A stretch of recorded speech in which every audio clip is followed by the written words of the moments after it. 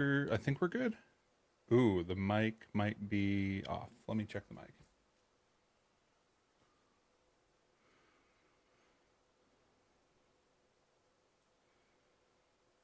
Think I might have changed the way the mic works.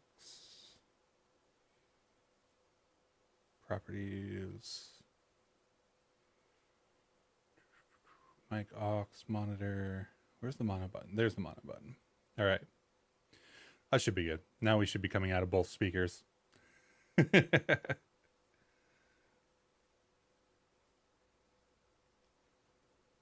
that sounds fine. Hello, hello. Set up the stream fairly late, so I don't know if anybody is actually going to have seen it.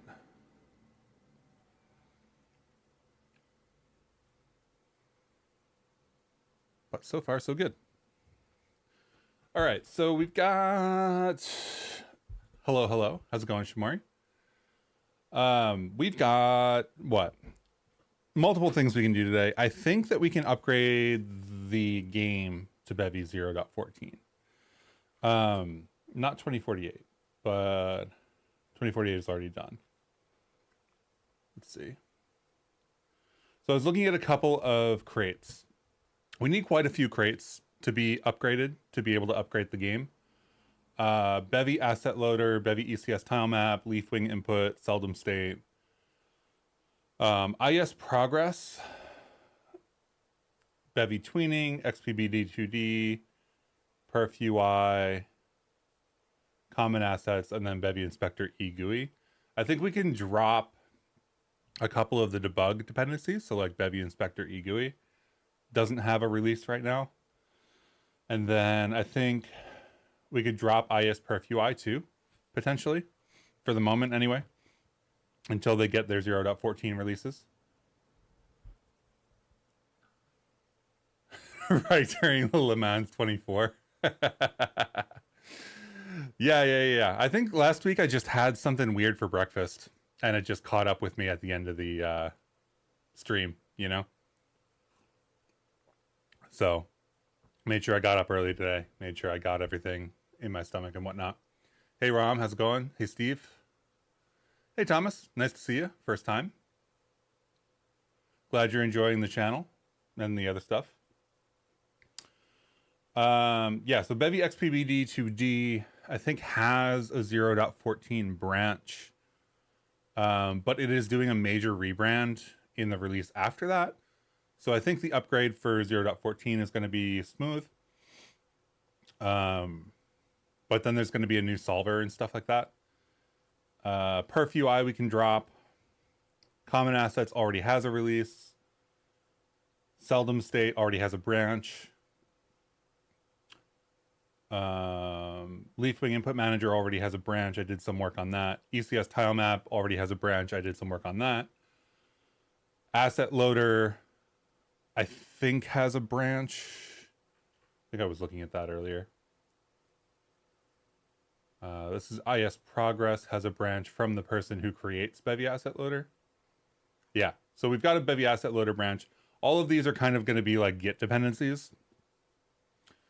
So I'm 50-50 on whether to patch them or actually just depend on them.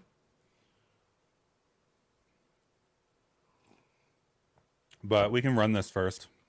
Just show what it should look like. Oh.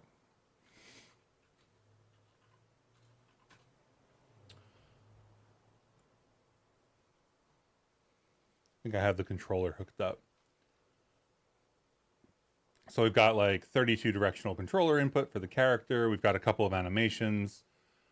We've got this like healing animation. We've got an attack technically. Although I will say that all of the visuals are all blockout visuals. So it's worth noting that while this is an image, I think everything is technically lighter than it should be as well. But we've got colliders, we've got interaction with XPBD. We can change, you know, that thing and then step on this thing and then switch this switch and whatnot. the one big issue that I am solving as we go is this depth issue. We had that prototype in wgpu, which I don't think I have up right now. No, I think I have it on my other monitor. But we had the prototype in wgpu, and then I have this other prototype here, which is actually integrated with Bevy 0.14, which is interesting. I'll talk about this in a sec. You can't see my computer screen. Let's see what we've got here. Maybe I forgot to switch my scene. I forgot to switch my scene. Yeah. Switch over like this. Does that work? There we go. That is my bad, y'all. Thanks for the call out. I didn't show anything, so no, it's not a premiere. It's live. I am just doing my normal messing things up because I'm a human, and I'm not a morning person. I know I'm streaming in the morning, but I do not function well in the morning.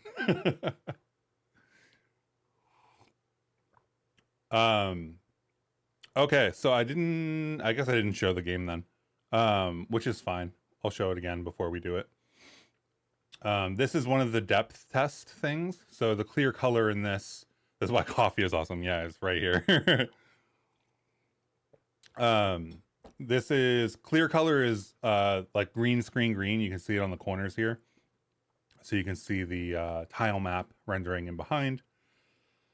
This is actually using Bevy ECS tile map, although for the tile map rendering specifically, it's not using the depth buffer. But if we look at the quote player material here, which is controlling the square, I've got the fragment depth being calculated here. And that's what I'm using here. So we're doing mesh.uv.x, which is the x coordinate, plus a sign on globals.time. So as time progresses, we move along a sine wave, which is -1 to 1, adding that to the x coordinate, which is why it looks like, or I guess it's 2D and flat, so it doesn't really look like this, but it is effectively like turning it into the screen and then back out. So it's going behind the tile map and then back out per pixel. So this is like the final proof of concept for using the depth buffer to do like things inside of the tile map, such that a large tile like this 4-post tile here to the left can be both in front of and behind the character. So I'm very excited about this. This is all working. There's a little bit more to do, but we're past all the hard stuff. Except for a little bit of math, which I'm going to have trouble with. Hey, for anybody that didn't touch Bevy in months, what would you recommend to get back into it? Mostly doing 3D interactive sandboxes. The 0.14 release is going to have a lot of new 3D rendering features. See if we can... There is a draft of the... Maybe I can just get to it from my history. Bevy 0.14. No, release content, release content.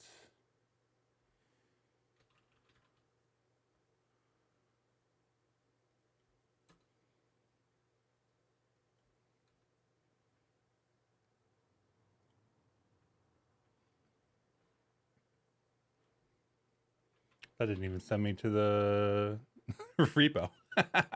There's a prototype, or not a prototype, but a like debug deployment of the not migration guide, but the blog post that's going to go out. I don't think it's on the official website yet. Yeah. But I think sneakily, no, maybe it's on a different URL. Anyway. Maybe it's -draft or something.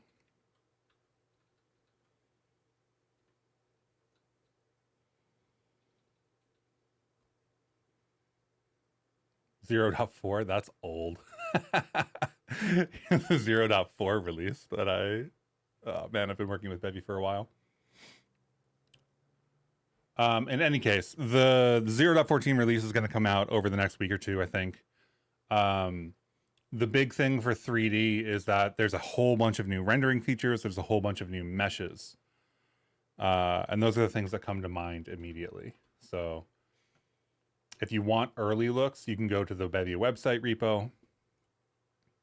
The Bevy website repo has, let's see, content, news, draft Bevy. Oh, maybe it was draft before. Maybe that was the... I think that this isn't getting pushed to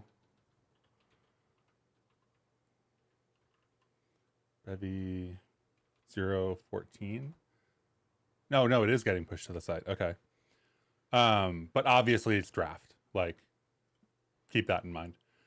So bevyengine.org/news/draft Bevy 0.14 will show you a rendered version of what will be eventually at some point the blog post. And in this blog post, there's going to be a whole bunch of like new gizmo types here, new, there's light gizmos, which is relevant for 3D, which are very cool. You can basically get these for free. There's an example using them in the Bevy repo. Let's see, what else do we have here? Random sampling is really new. So you can randomly sample on the surface or the interior of any 3D shape. There's a whole bunch of new shapes that are built into Bevy now. There's a whole bunch of new 3D stuff. I would point out the meshlet stuff, except it's still experimental. So if you're just trying to build a game, then meshlets aren't going to be relevant to you for probably a couple of releases. Bunch of new gizmos. There is... Oh, right. I totally forgot about motion blur. It feels like it's been so long ago. But there's a bunch of like 3D rendering features, filmic color grading, frustum culling, blur. I can't remember the rest of them off the top of my head. There's new meshing stuff for all the new primitives, all the new gizmos. There's new lighting stuff. There's fog. There's God rays. There's... like, this is going to be a massive release, basically. As they all tend to be. I feel like they all end up being pretty massive. Am I a contributor to Bevy? Yes. I am not a subject matter expert or anything like that. I am not, like, an official, maintainer, if that makes sense. But I do contribute when I can. I also contribute to the ecosystem and stuff like that. Hey, Vic, how's it going? The Pong multiplayer video was cool. Yeah, I'm glad you enjoyed that. That was very much a, like, I'm intending to hold this in a weird way, and here's my experience video. I got a decent amount of people being angry at me because it wasn't the way that they would have done it.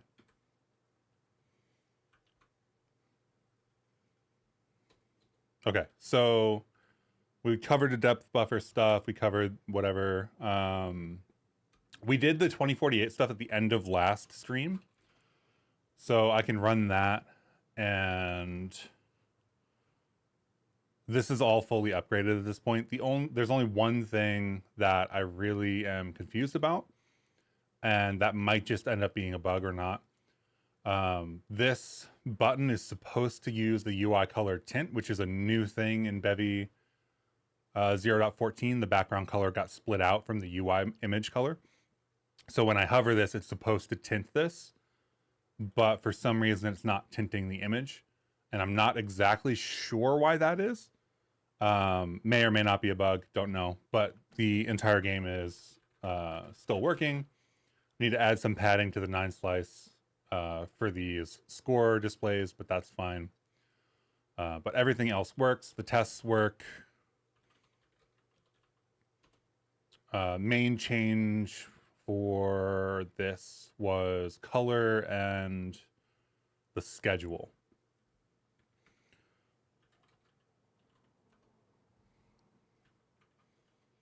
So obviously the dependency changes, and then,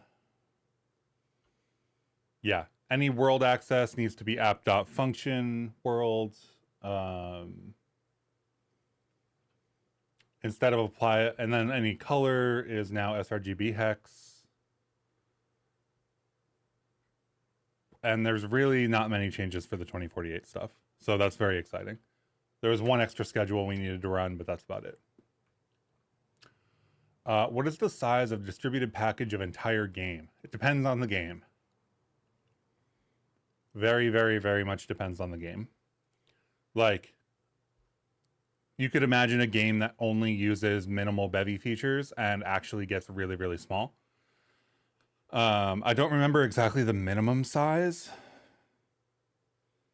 but it's probably like low-end megabytes for like a Bevy game that uses just wgpu and doesn't use WebGL and doesn't include a bunch of other stuff.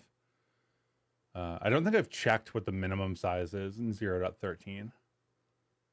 But I did some of that stuff for some visualizations on my website.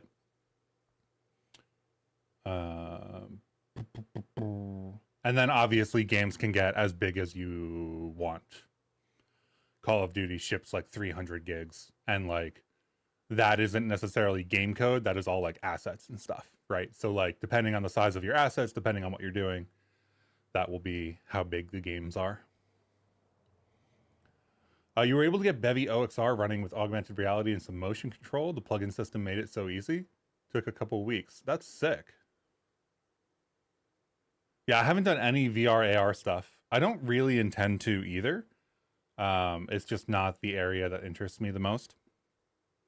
But it does look like that work is getting upstreamed at some point. So that's very cool.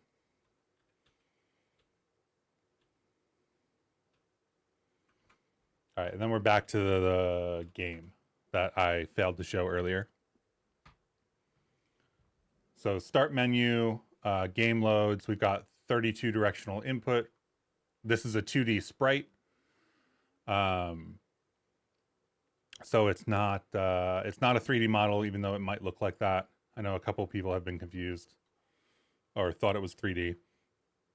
We've got the interaction with different tiles. This is based on a raycast. This is a sensor that we can stand on. All of the level data information and where the colliders should go and stuff like that is coming from tiled as additional metadata.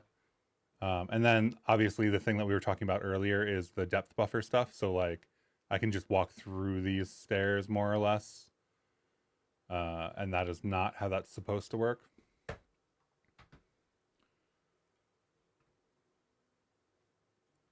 So we've got basically two options. I can either try to upgrade to 0.14 today, or I can try to do like insert a new enemy type or something like that. It also it's all like block out art. So like the druid comes from an asset pack and it goes into Blender, and I'm taking all of the NLA tracks and I'm rendering them out using a Python script into a bunch of sprite sheets. I'm using Montage to collect those sprite sheets. Maybe I have that in the assets right here, but you're not going to be able to see it on stream. It's way, way, way too big. Yeah. So like it's this PNG, but this PNG is like, there's no way you would see it. There's no way you would look at like the 2 pixels on my screen and be like, oh yeah, that's the character. And it's hard to zoom in VS Code. And then I log out a bunch of JSON for all of that stuff too. So I have like a pretty automated way to render everything out of Blender. I use a Rust script to collate all of that metadata. That gets pulled into Bevy and then attached to everything and whatnot. There's a couple videos to make out of this game at this point. Hey Chris, how are you doing? Is there any chance you could remake the videos of the Learn wgpu series? Yeah, the tutorial doesn't work with 0.30. I don't think the tutorial on the website updated yet. Because I was looking at that stuff myself, and I don't think they're using winit 30. Rust dependencies in the window. Yeah, they're still on winit 29. So I think what I'm going to do is whenever they update the text on the website, I'll redo that video series. But until then, I actually have my own wgpu and Bevy kind of stuff that I'm working on. Let's see if I can open a desktop over here.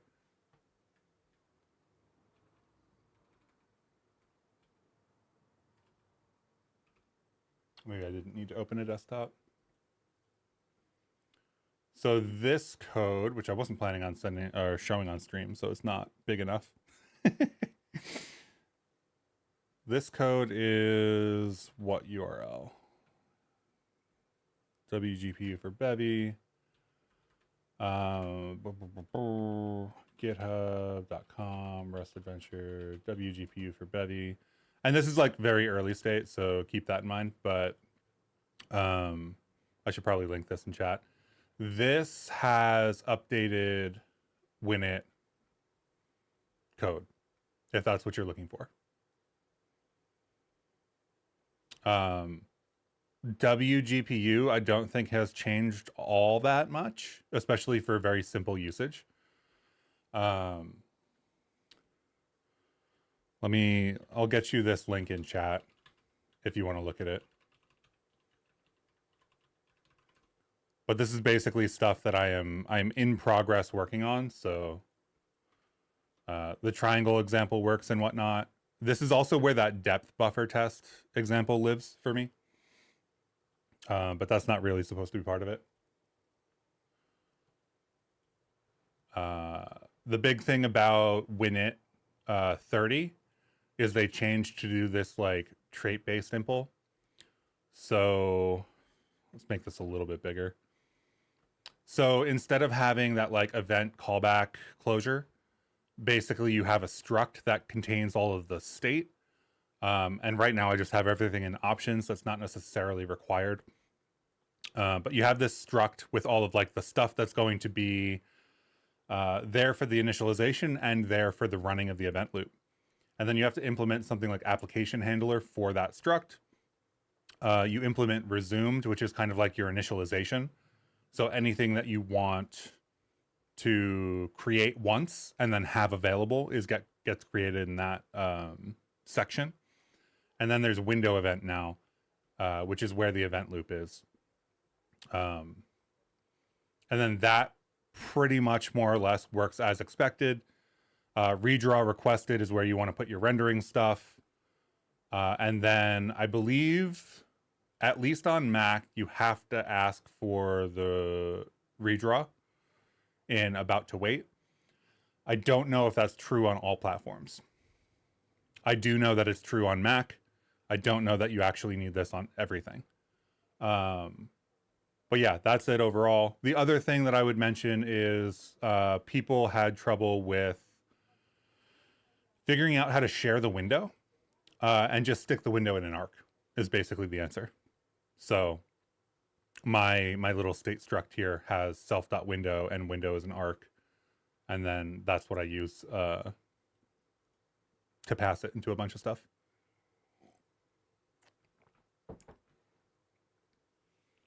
But yeah, I don't know. I'm working on some of my own stuff here.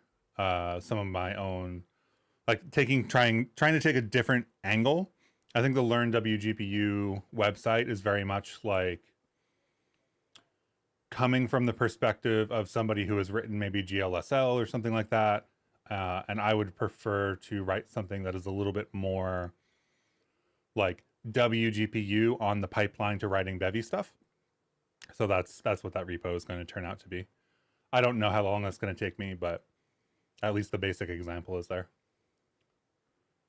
But I will redo the Learn WGPU series as well whenever that tutorial updates. I've been watching it and waiting for it.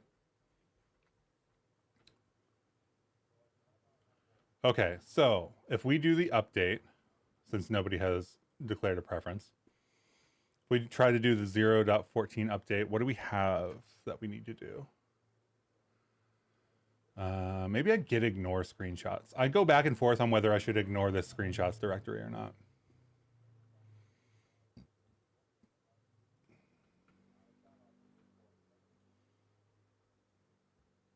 You know what? Actually, that should probably be in the big files stuff. But let's git ignore screenshots for now. I think the nature sheet is broken and the sample levels, I don't think I'm using any of those, so maybe I just get rid of them. Shaders, assets.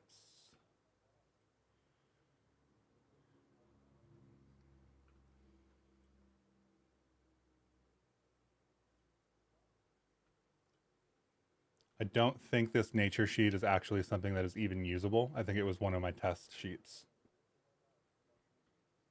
Of course, it opens on a different monitor. And it's gigantic and it has so much stuff in it. But I don't think that these are even, yeah, these are like a couple pixels each. These are unusable effectively.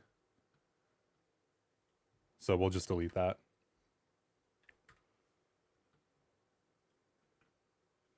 Level, sample, plonk. And then I think we're good. So now we have a clean prepare for 0.14. Okay, this is going to be an adventure. There's a bunch of, this is the biggest project I've updated so far. I guess the only other Bevy tweening would be the other one that I'm not sure has a 0.14 release. Let's see, Bevy main. 2 years ago. Looks like it doesn't have a 0.14 PR. Maybe it has a PR and not a... Okay, so maybe we just remove this. I don't... It'll break some of the start menu to remove it, but maybe we want to switch to some of Bevy's internal stuff anyway.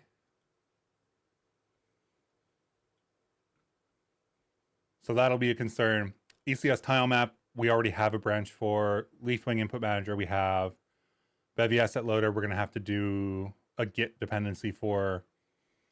IS progress, we are also going to need to do a git dependency for, but it's going to be on a weird branch. Tweening we'll remove. So let's find out exactly where that's used.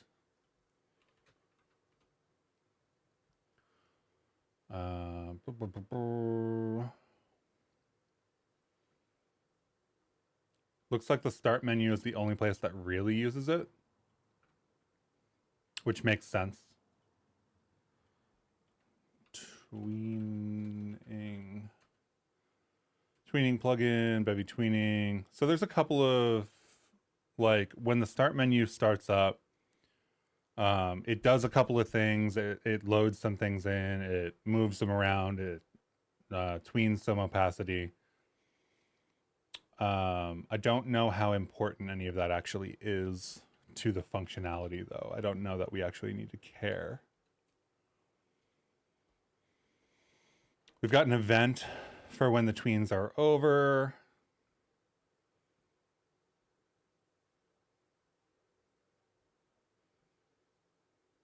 Opacity. I think we can just get rid of all of that, and I think it'll be fine.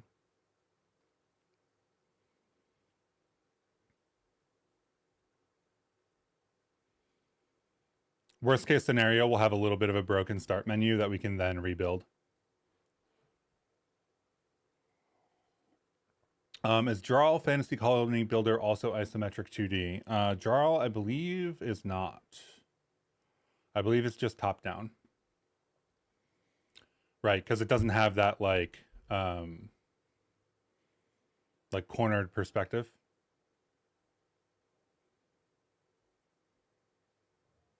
Right, all of the lines in Jarl are vertical and horizontal, and you walk vertically and horizontally. So I would say no. It is, I believe, orthographic though, so the depth of stuff doesn't matter.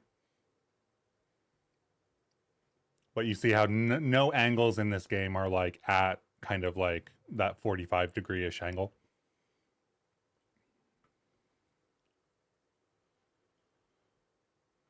Okay. I think I'm okay with all of this. So let's figure out what we actually need. We need Bevy, we need asset loader,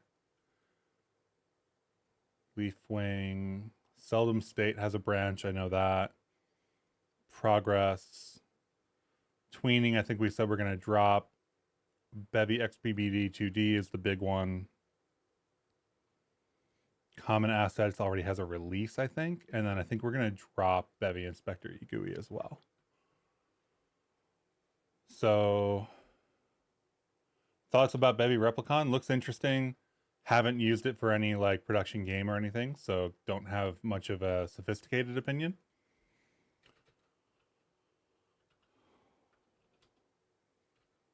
But does seem to be working for some people, so really can't complain about that. Okay, so this is going to be roughly what it looks like. We already have Leafwing patched, interestingly enough, because Seldom State required it. My guess is that Seldom State is now requiring the 0.14 branch, so that'll be good for us. We get to patch.crates.io, crates.io. Because we're already patching Leafwing, we already have the URL.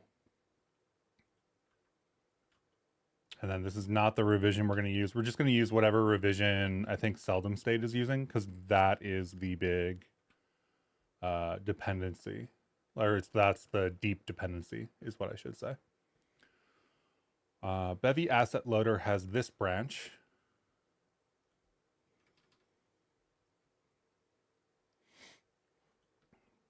Again, also the stuff that I'm doing here for the update is pre 0.14 release, right? This is the first time we've gotten an RC in general.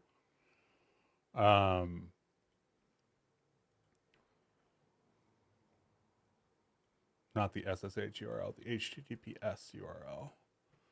This is the first time we've gotten an RC release, right? So it's really interesting to see how the ecosystem responds to that, but it'll be even more interesting to see how it responds longer term. God, all I want to do is copy this hash.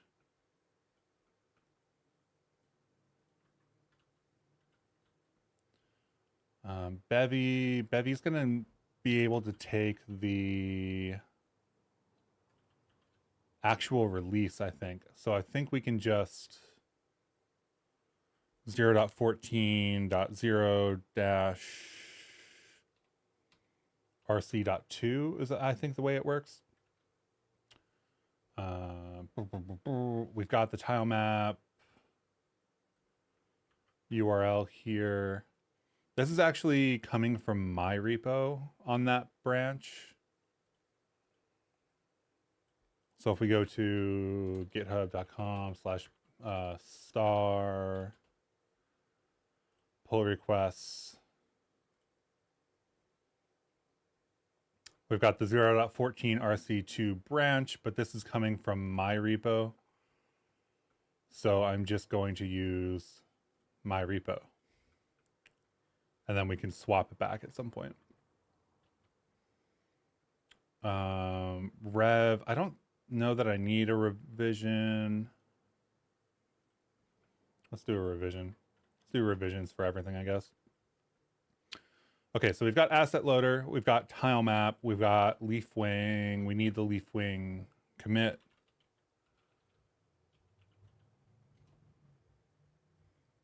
I think the Leafwing commit is on a branch. Yeah, maybe. Did this get a release yet? I didn't think it got a release. Let's check. Leafwing input manager. No, it did not actually get a release. Okay. This is from last week. This should be the branch. Yep. Cool. I think they're planning on doing a compatibility release, so like the 0.14 release, and then doing a 0.15 with actual changes.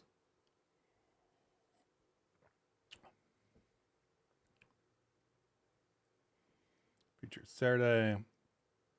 I don't think we're gonna need Bevy eGUI, but we do need this commit.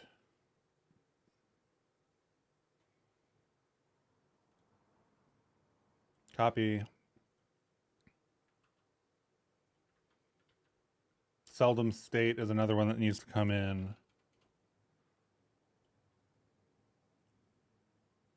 Bevy XPBD has a 14 branch. It does, definitely. We're about 2 dependencies away from grabbing that one.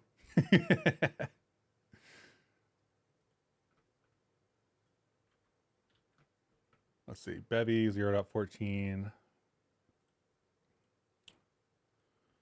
Copy, seldom state. IS progress is going to come from the Bevy asset loader branch. Let's see, do we have, was this 0.14 as a branch? I can't remember. Maybe it was Bevy main. Yeah. The file list was collapsed. Okay. Yeah. Maybe I turned that off at some point. Cargo toml is going to show us, nope, cargo toml for the crate specifically. Asset loader, cargo toml. Progress tracking, IS, this one. We actually need this full thing. We're just going to match what they have.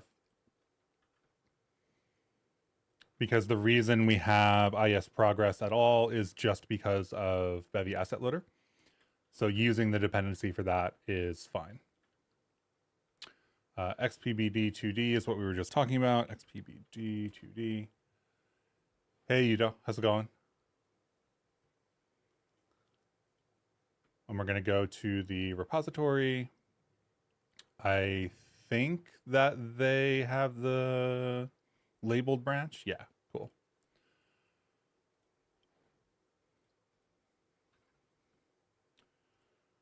And then let's just take the revision because I'm going to lock everything in here today.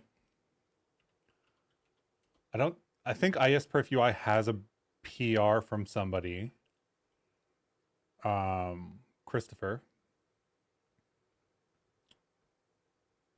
So maybe we go grab their branch. And if their branch doesn't work for whatever reason, then RIP, I guess.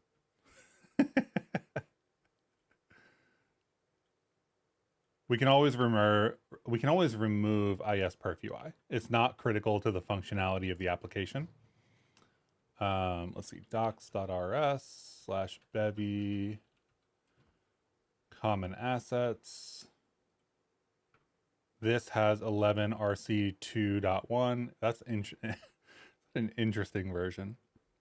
Bevy common assets equals 0.14.0rc.2.1.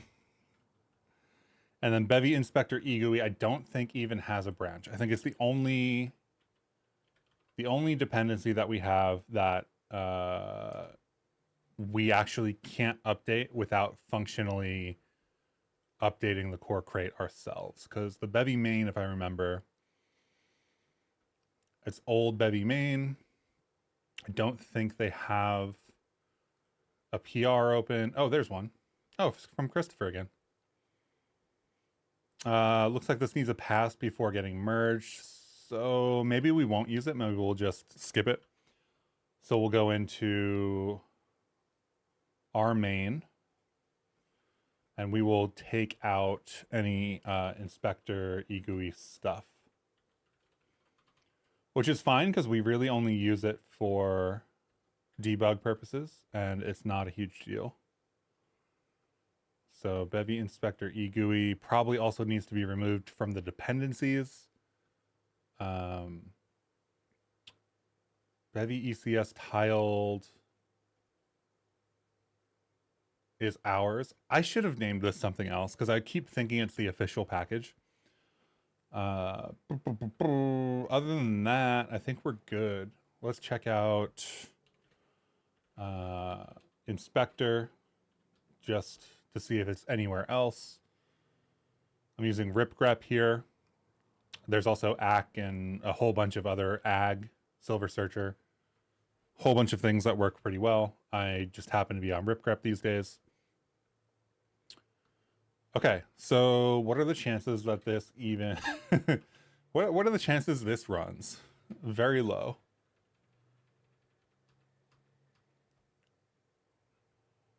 Let's see. Did I mistype something already? I think I did. Bevy common assets 0.11.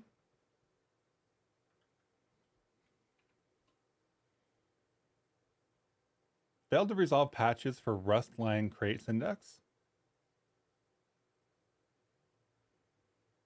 Okay, maybe we just throw this in here then.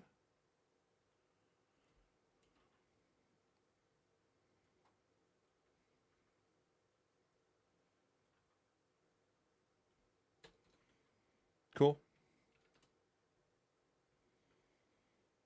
Leafwing 14. It's nice to see the RC already make dependency hell a little less nightmarish.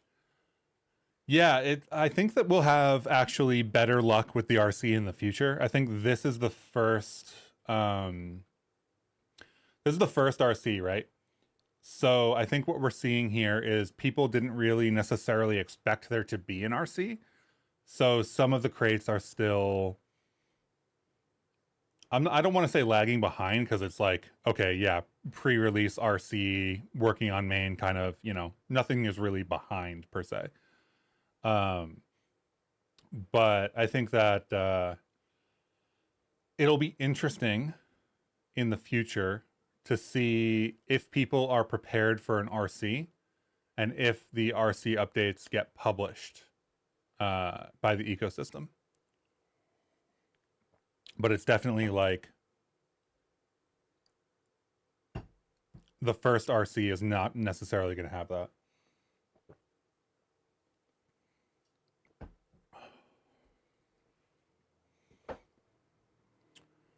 So it is making things a little bit easier in the sense of like the fact that there's an RC out has allowed a couple of bugs to get discovered before the official release.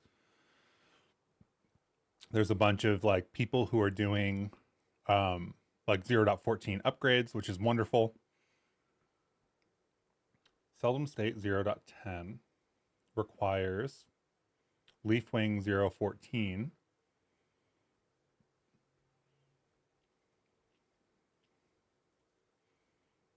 We have a Leafwing.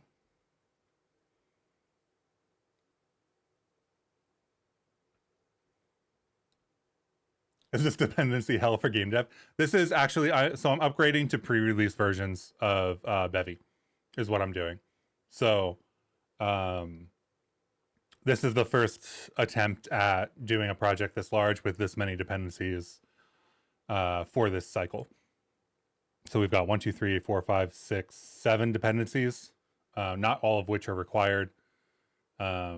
Most of which have like 0.14 compatible versions. But 0.14 is not out yet. So it's like pre-release stuff more than dependency hell. Can I briefly show the file organization for this game? Sure, I can definitely do that. Let me think about this for a second. Leafwing 14. Do we have Leafwing open still? We don't. Seldom. Oh, they depend on a specific Leafwing. A60. Is that the same one we depend on? A60. It is.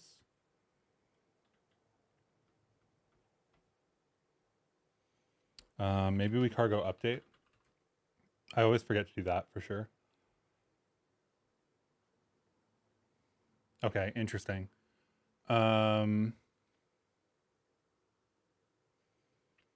We might want to vendor some stuff instead.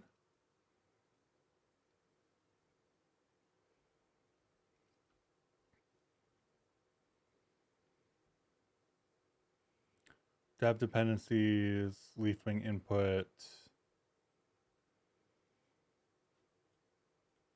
I feel like this is just the cargo.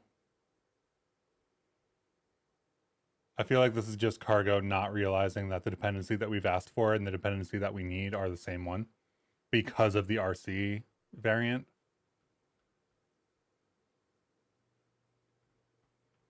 Because I think Leafwing's Git repo has 0.14, not RC.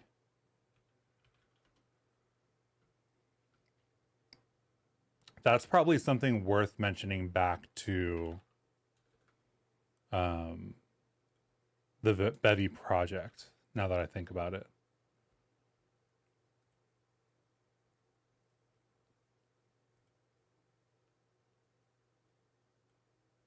Yeah, so 0.14-rc in the Git repo still has a version of 0.13.3.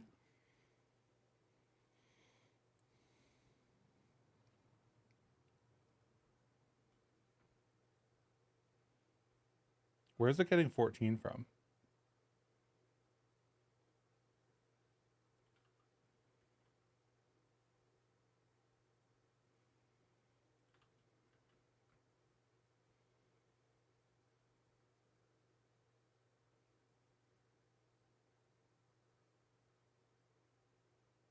Anyway, yeah, I can do file organization. We'll do the dependency thing in a second. So the way that I have this whole thing set up is, first of all, we've got assets at the top level. We've got big files, crates, docs, examples, and screenshots. So assets is where Bevy looks for assets. And I have all of my subcrates, like any examples in a subcrate or whatever, look for this assets folder. So I only have one assets folder. This is where PNGs, all that kind of stuff lives. Big files is like where my Blender files live and stuff like that. And this is generally where I put like Git LFS kind of stuff. So anything that's like really big or could become really big goes into that folder. And it's kind of like if you've got a zip or something like that, it'll go into there and go Git LFS up to GitHub and get stored correctly. Docs is just some markdown files for doing things like development and whatnot. They aren't particularly well written or anything. They're not really meant for external use. But I do intend to add more to that. I also say that I have the no docs warning. So I forget actually where that is. So I can't write code without having docs, which is wonderful. Examples is a couple of utilities that I've built out. So an ISO level and the debug animation, which I can't show you because we're in the middle of an update, are just two examples that can run for various reasons. So debug animation will show all the sprites for any given animation that matches the sprite metadata output that I'm using for the Blender renders. And it'll show me all 32 or however many angles there are, all of those animations running at once. And it lets me do things like switch between animations manually and stuff like that. So I can check to make sure that everything's working correctly. An ISO level is my basically math debug for, am I doing my isometric projection correctly? The reason those work is because the root is actually both a crate and a workspace, which is a little confusing. The workspace says, hey, there's a bunch more crates in crates. And the package is actually just, it's only here so that the examples folder works. I would like to see in the future, like cargo workspaces support an examples folder. But as of today, it doesn't. So that's why the root is both a workspace and a package. And then the only other interesting thing is that I separate everything into crates here. The organization here is fairly arbitrary. There's a few things that I still need to like move into the right place. I think the start menu is probably the thing with the biggest cause to be separate. So the start menu is all of the things that go in when we're loading up for the first time, that lets you get to the options, that lets you quit, that lets you start the game, that kind of stuff. It's all of the tweens and all of the images that are used on that start menu as well. So that's fully encapsulated into a separate crate. And everything just gets despawned when you start the game.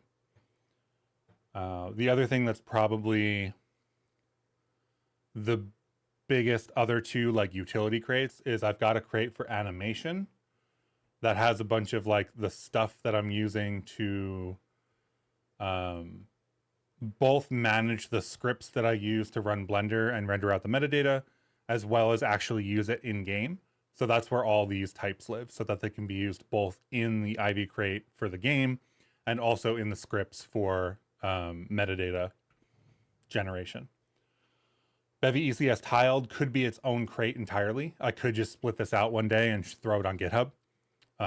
As of today, I'm not doing that because I don't really intend to support all of the things that like tiled supports.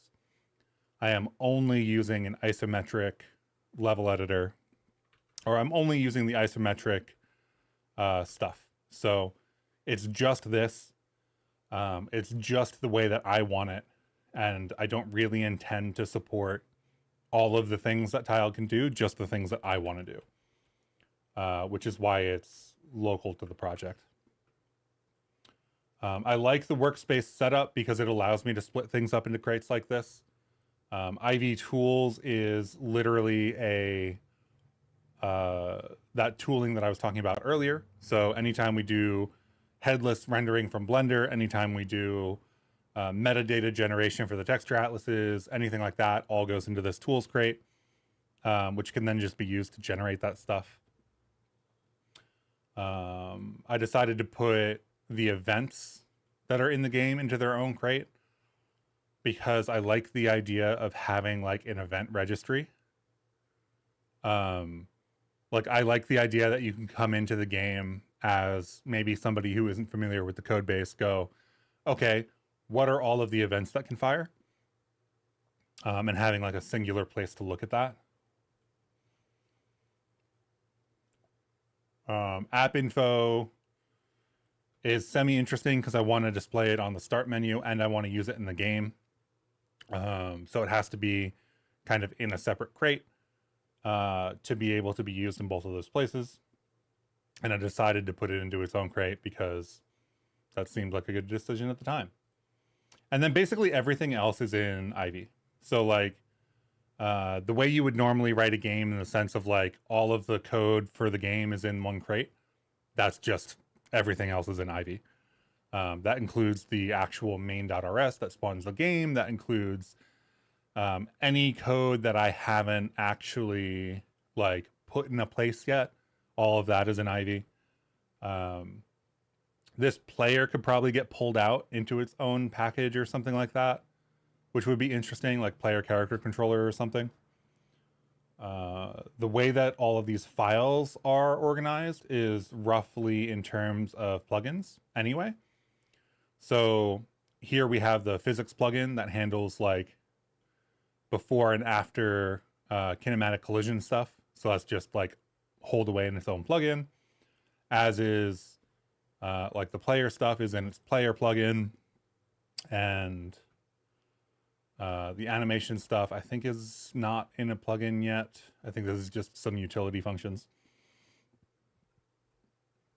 But like my camera and how I interact with the camera is in its own plugin. I really like using plugins even though I don't have crates necessarily, because it gives me clear boundaries for where things should go. So like this is the camera plugin, right? If I wanted to expose some camera functionality, I would write it in here, and then I would use kind of like events to interact with it. After learning Rust a bit, other languages feel so dangerous. Yeah, I have far more confidence writing Rust than I do in pretty much any other language that I've ever used. And that's not to like hate on other languages. Like other languages are fine. I still like using some of them. Some of them I don't. Some of them I do. But yeah, I don't know. I won't call any of them out specifically because that's not what I'm trying to do. But yeah, does that answer your question about the code organization, Steve? Basically, the application is all more or less in one crate. All of the files are separated by plugins, by domain. lib.rs or something like that contains kind of like everything that hasn't been filed away into the right place yet.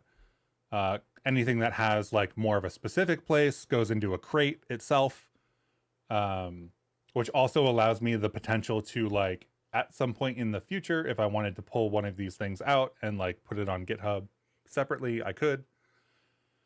Like IV animation might turn into its own crate, depending on how deep I go into the 2D sprite animation stuff, etc. Until you venture into unsafe territory. Well, yeah, I mean, I think even when you're in unsafe, you still have Rust surrounding that unsafe. But I think generally speaking, I think most people, or I don't know that most people, I should not say that, but like, the kind of Rust that you need to write to develop applications like web servers and or like web applications, WASM stuff, video games like this using Bevy, not developing Bevy because Bevy has unsafe inside of it, but like making your own game. All of those things don't require you to write unsafe, which is wonderful.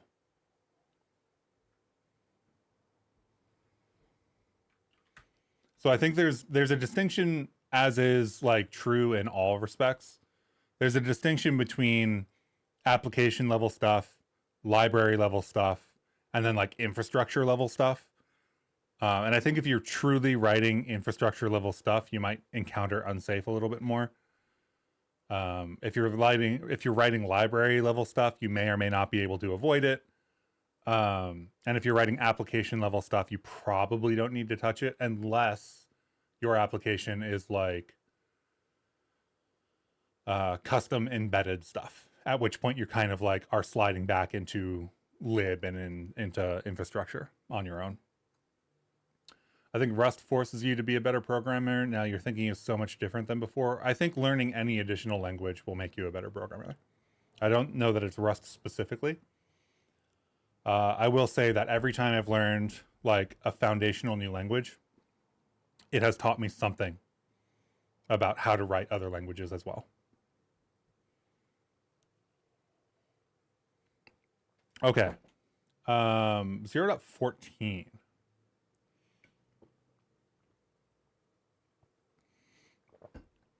Yeah, I think safe Rust is the version of Rust that most people write.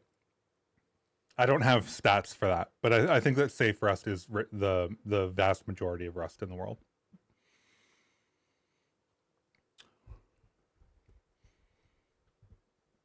Okay. So, failed to select a version for the requirement Leafwing Input Manager 0.14. What is requiring 0.14? I don't think anything is requiring 0.14. Required by seldom state. Seldom state is a Git dependency that we have.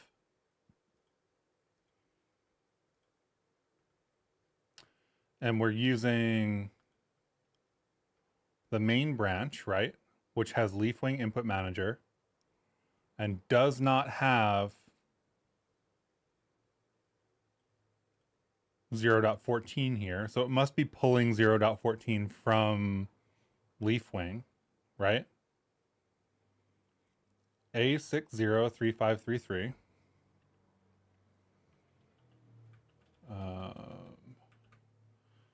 Cargo.toml. Oh, maybe I added a leaf wing dependency on something and I forgot to remove it and it's not in the workspace.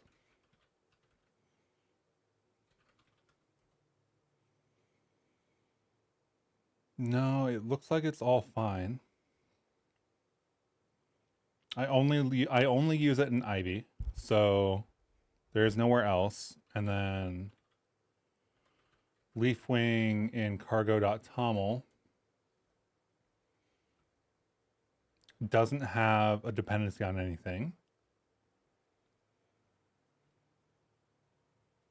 Coming from C++, Rust forces you to write the code in the same way that you should write it in C++. Both of those things have quotes on them, in case anybody's just listening to this later.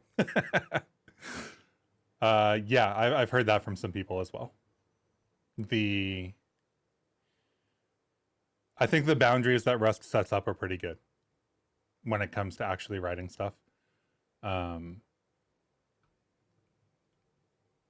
And I quite enjoy, like, when I write Rust code, I can be pretty confident that it's doing what I want it to do, and it's doing it in a way that will run and whatnot. I think there have been large code bases for, like Go and JavaScript and other languages that I've used where it's totally unclear what's actually going to happen. And then you have to spend a lot of mental bandwidth, like tracking down all of those edge cases. And I feel like Rust frees up that mental space for me to focus on like the actual problem that I'm trying to solve. Okay, so I vendored seldom state. Okay.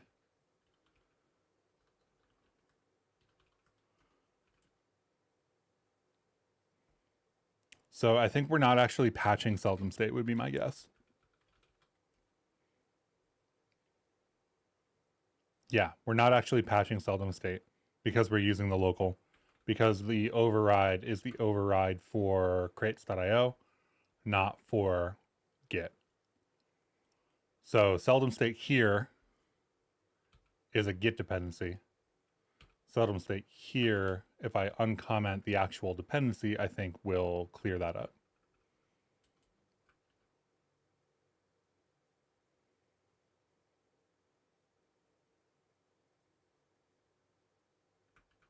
And then I depend on it in Ivy for some reason.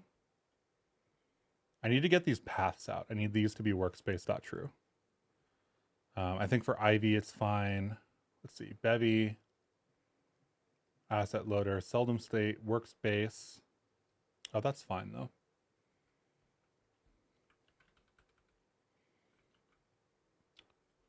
Cargo update.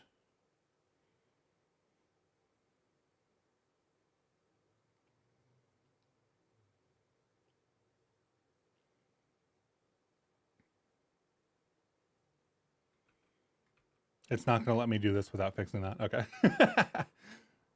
Is Rust Adventure made for people with no Rust experience and people with experience? It is made for people with low experience, is the way I would put it. The Rust Adventure stuff that I create is made for somebody who probably already knows one language. So Rust probably isn't their very, very first language. And that's where it starts off.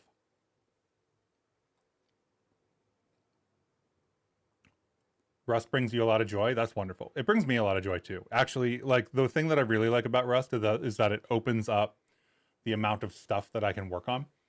So like, I know last stream I showed some of the like little electronics that I have showing around all over the place. But doing like microcontroller stuff and web servers and websites and games, and like if I ever wanted to write, a toy database or a toy operating system, like that's all possible in Rust. It's really nice to have like one language, even when the language changes a little bit between use cases, right? Like the Rust you write for no standard applications and the Rust you write for standard is slightly different. But having the same core language for both of those use cases still is very enabling. Let's see.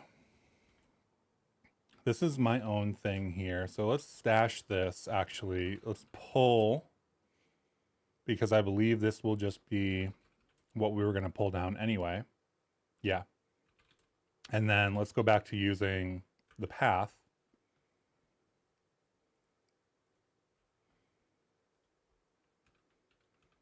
Because with the path there, we actually don't need to patch it because I already have it living in the vendor directory.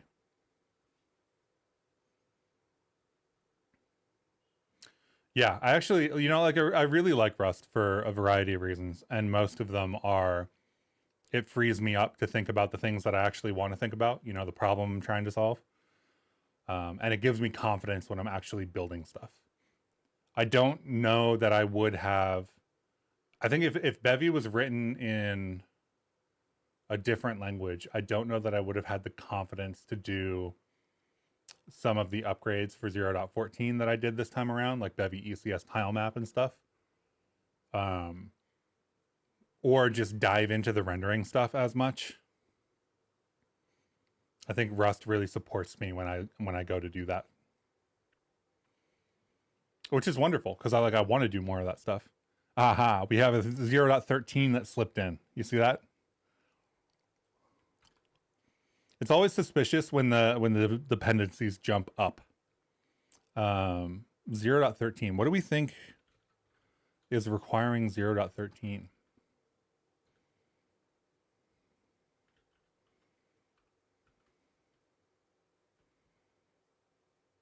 Oh, I need to let it run before I can check the cargo lock. That's not fun. Let's do... The Bevy asset loader patch was not used. Perhaps you misspelled the source URL. That's possible. I am not great at typing, contrary to the idea that I am actually a professional programmer.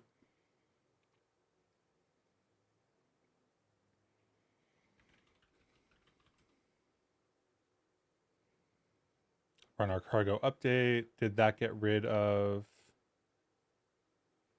anything? Nope.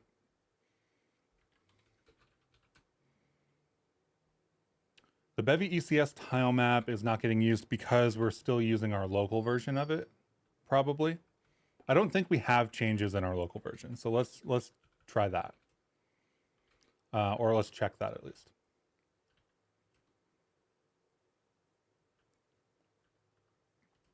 I don't think we have changes, he says, after he clearly formatted a bunch of them.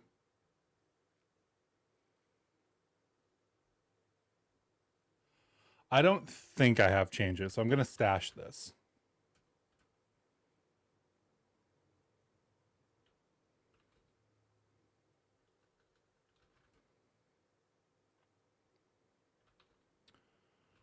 Let's do git remote, rename origin upstream, and then git remote, add git at github.com : Christopher Biscardi, because I chose capitals in my name 20 years ago when I made this account. Bevy ECS tile map .git. Did I mess that up? Oh, origin. Git fetch all. We're going to switch to the actual branch. So git checkout Bevy 0.14. And then I think we get to pull this out of the dependencies as well. So we don't need to patch that anymore because we are already having it in our vendor. So that rules out one more way in which we might get a 13 dependency.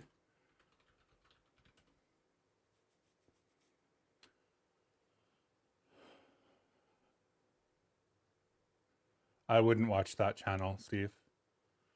Is that Alacrity? Looks like Starship.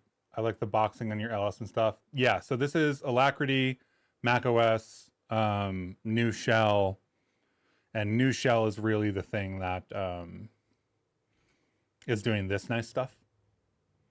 The thing that I really, really, really like about new shell is that I don't have to have third-party tools to work with TOML files or JSON files or any data. It just lets me do stuff. So like, for example, here, like in my TOML, if I wanted to see the dependencies, it's just open cargo TOML, get workspace.dependencies. And I can see the dependencies, which is really nice.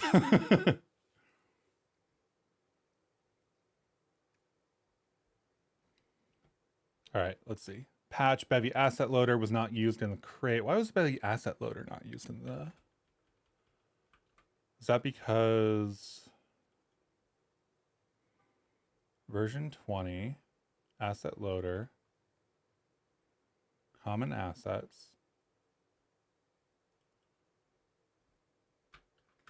I'm a huge proponent of new shell. I really, really like new shell. I don't think this is going to run, but we'll give it a whirl. I think that the Bevy asset loader being incompatible is still an issue.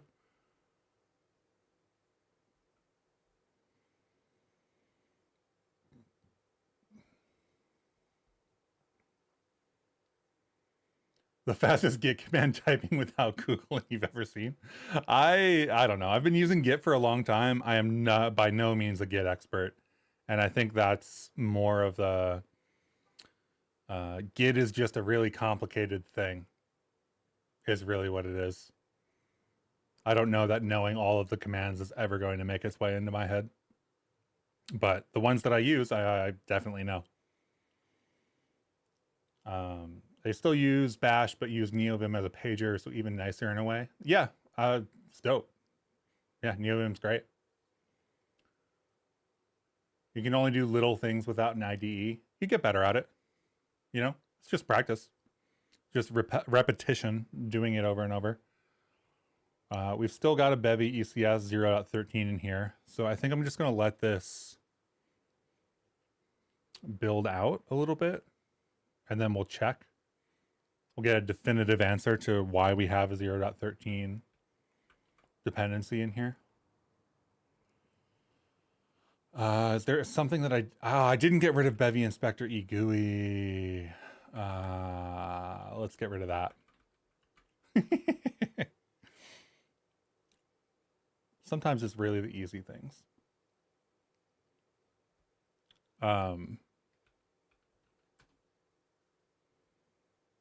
There we go. So where is that? That is in...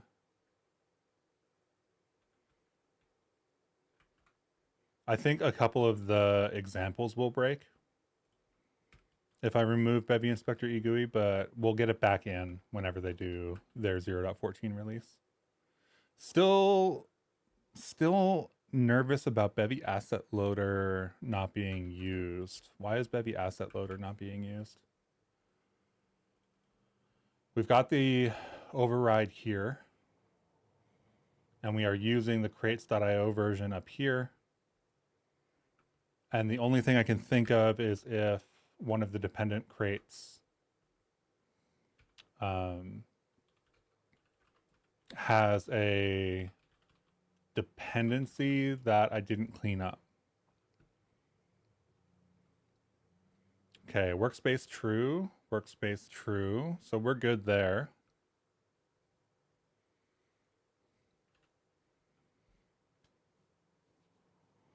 We still have a 13 dependency in here because our dependency count is still pretty high. I'm not sure where it's coming from though at this point.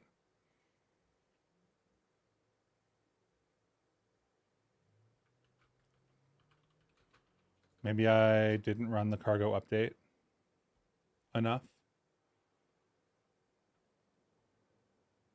It does say 0.21 is not used in the crate graph.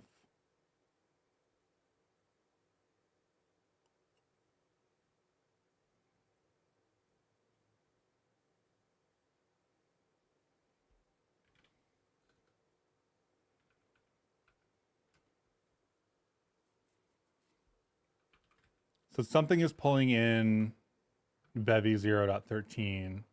Oh, is tweening? We didn't do tweening, did we? No, we didn't. Okay, so it's got to be tweening. And then that means start menu. We need to cancel everything in here that doesn't use tweening. Bevy tweening didn't have a 0.14 PR, so we are just going to get rid of it.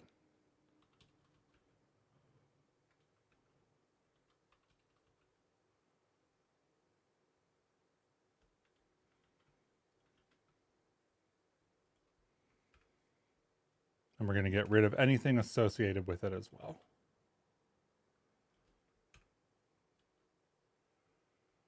Can I search inside cargo lock? Yes. We need to have a build before we can do the cargo lock, right? Like it needs to resolve all the dependencies, which is what it's doing over there.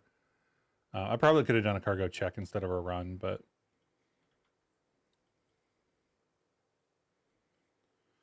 yada, yada, yada on exit loading, insert animator. Just get rid of that.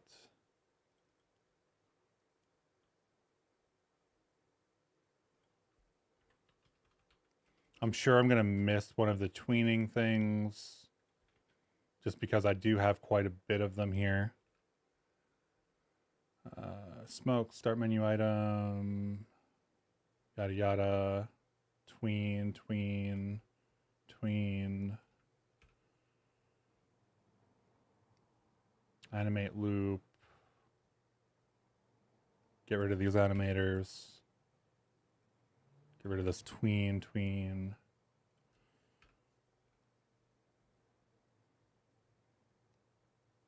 I actually haven't gone in here and cleaned up any of the tween stuff since I originally built the example, so it's possible that a bunch of those tweens aren't actually even being used. I see some Bevy 0.14 stuff creeping in here. Color none. Background color probably isn't on background bundle anymore.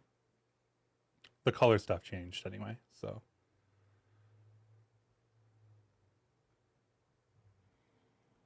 All right, I think that's good in terms of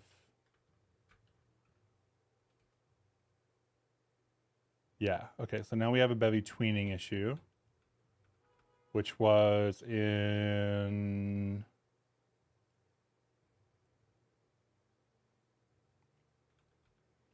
the dependencies of the original. So cargo.toml. Tweening is something I have in the dev dependencies so that it works in examples.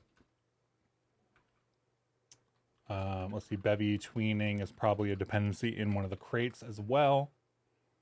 So we've got the start menu and the cargo.toml. So start menu, cargo.toml, asset loader, tweening gone. And then for Ivy, we also need to get rid of tweening.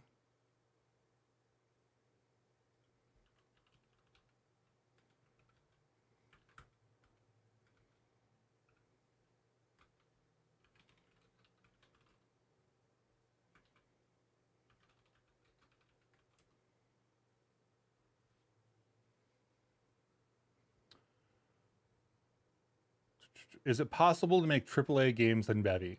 Possible? Sure.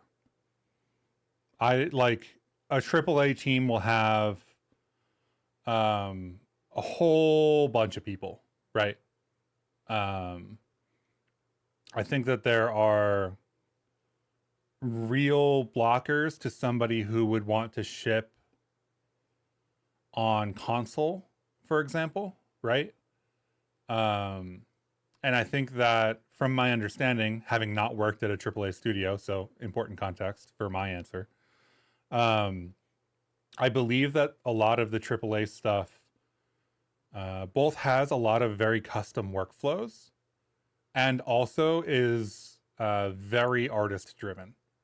So is it possible? Yes, absolutely. There's nothing that like inherently makes it not possible. Is it easy? Would it take no additional work? Almost certainly not, right? Bevy doesn't currently run on consoles, right? Bevy doesn't run on the Switch currently, doesn't run on PlayStation currently. And that's because, you know, it has to mature and people have to try to ship the games on those consoles. So like somebody has to do the work, right?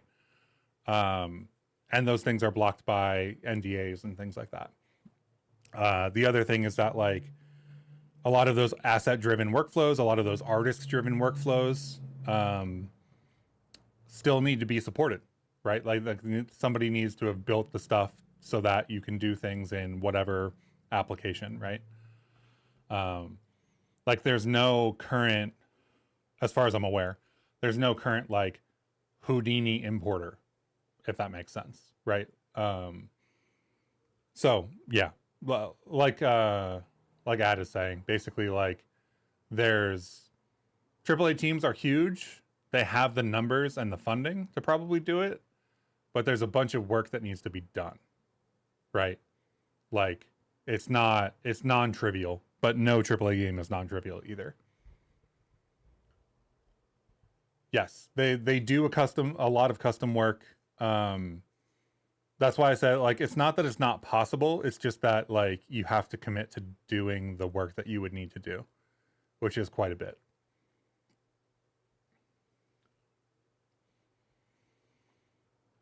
Tracked progress set. Is IES progress going to be an issue?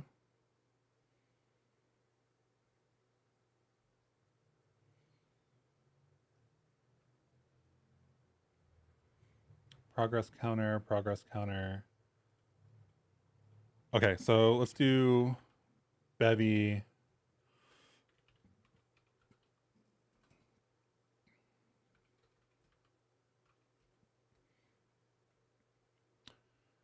So dependency of Bevy asset loader says 0.13. So we're not getting our Bevy asset loader override.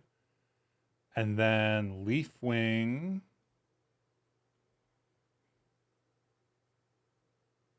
Why is Leafwing depending on 0.13?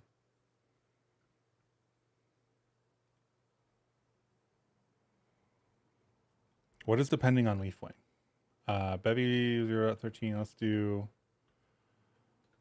Leafwing input manager.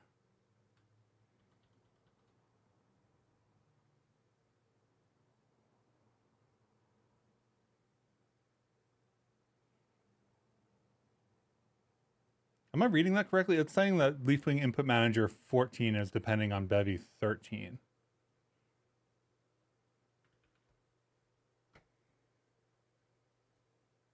So we're in Leafwing. Let's go for Bevy. Oop, looks like your fork is outdated. That's not what I'm not trying to propose changes. I'm just trying to, I don't know what I just clicked. Okay. I have more trouble with the GitHub website than I do with the command line.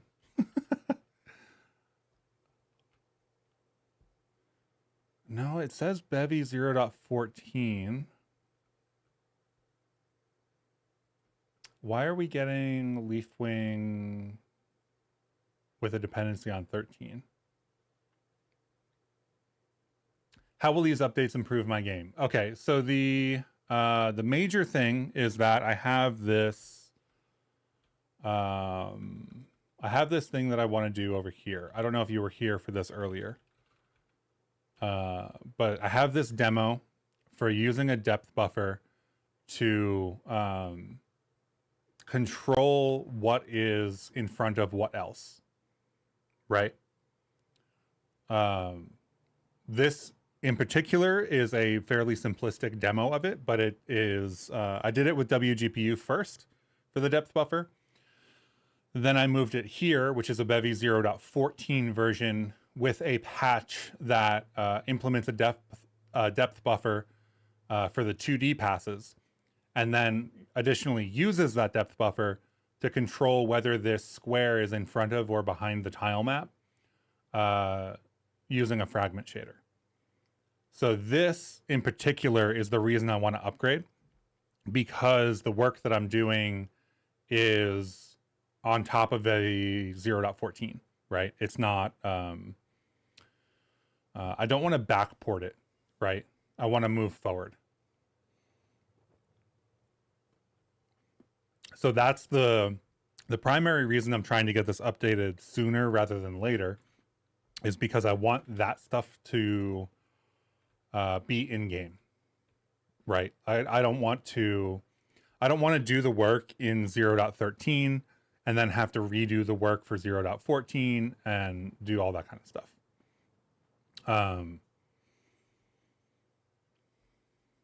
I also, if I upgrade, I think I still have the draft here. There are a whole bunch of new primitives.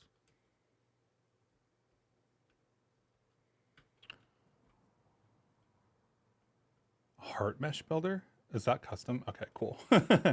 There's a whole bunch of new traits and primitives in Bevy math that can do, you know, bounding and meshing and all sorts of other things, including sampling, which is another really nice thing.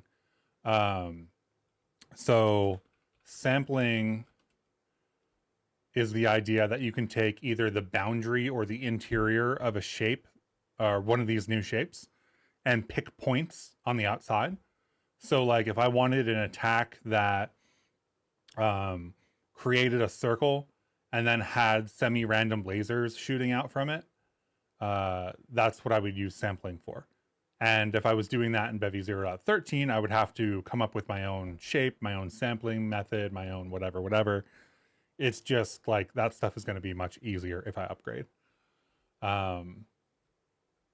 And quite honestly, just every time Bevy does a major release, which just happens to coincide with the, you know, development pipeline for the game that I'm working on, I would rather upgrade early rather than let it run.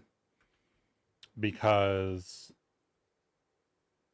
there's effectively 3 months of work in main right now, right? That I'm not using, that I would like to use. Okay, so we've got a 13.2 for some reason. Okay, so let's see why Bevy asset loader isn't being used. I think that's what it said earlier, right?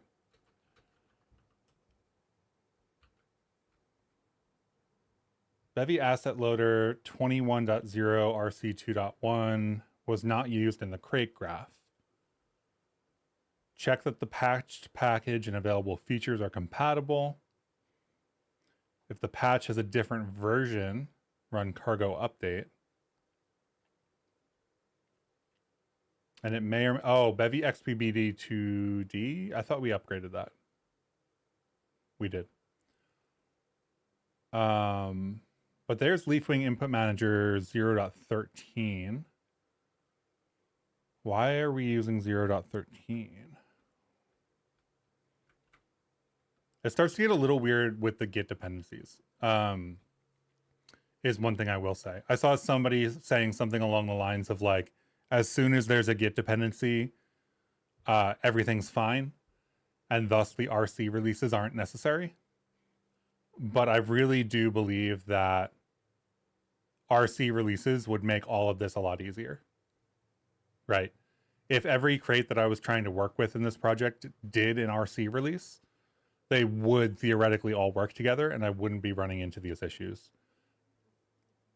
XPBD, yada yada. Let me do a brief scan of my cargo TOMLs, make sure that I'm not depending on anything that is not works-based. Dependencies,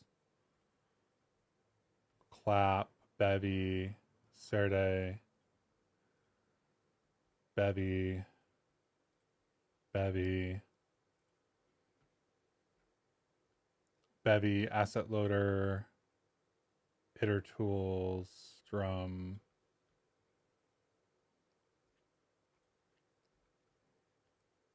workspaces. I think we're good on the workspace stuff.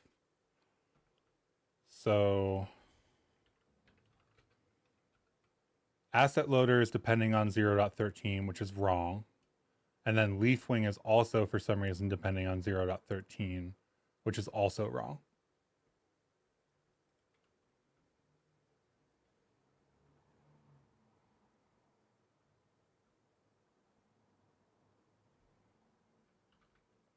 And we are using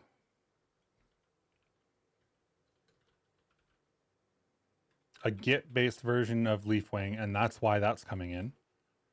I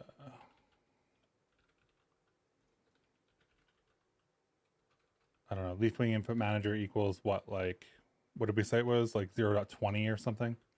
Doesn't really matter for us.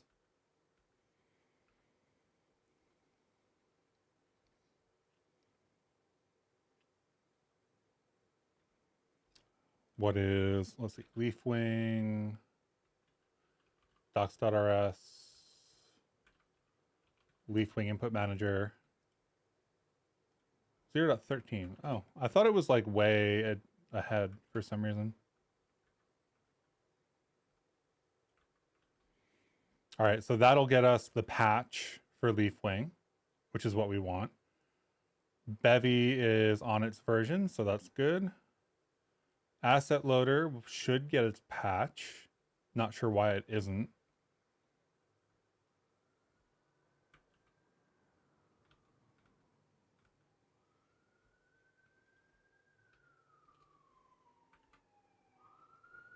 See, Bevy asset loader is still not. Let's do a cargo update quickly.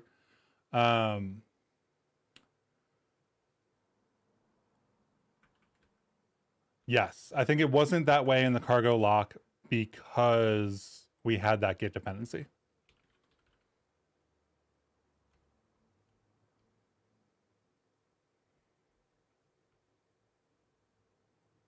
So we've got Leafwing input managers 13.3, but it now depends on 14. So that's good.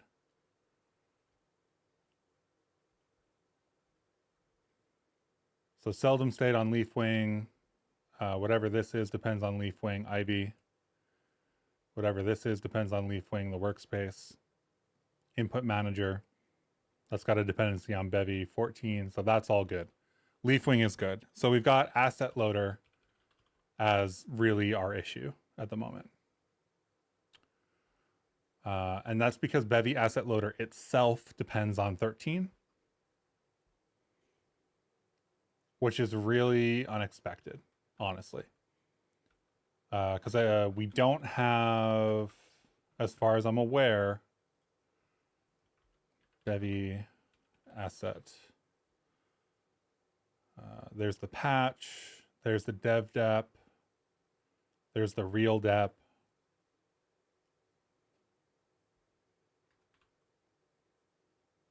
Let's go check the Git repo for asset loader, I guess.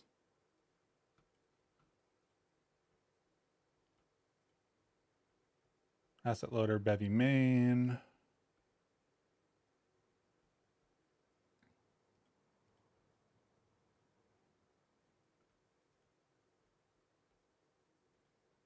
Not cargo choml there. Cargo choml here.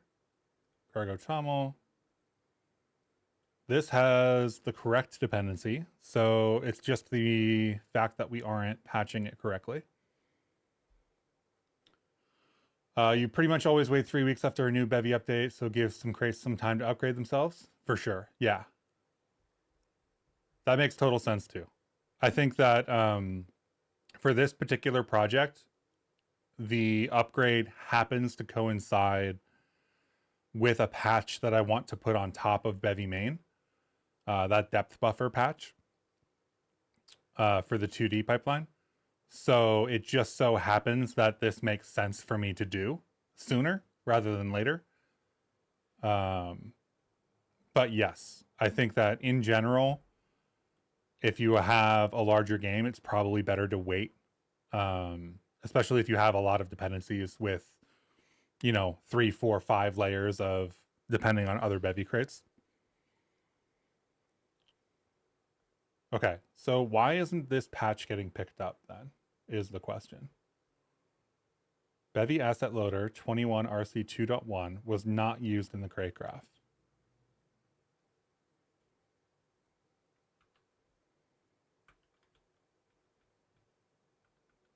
You think the features changed?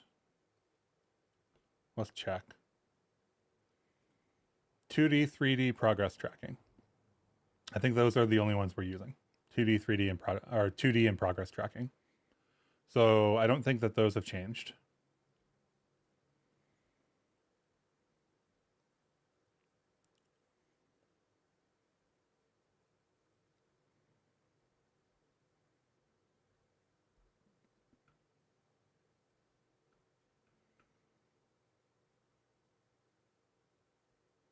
So that knocks this out because I think the features are compatible. Cargo update should be updating it, but it's not.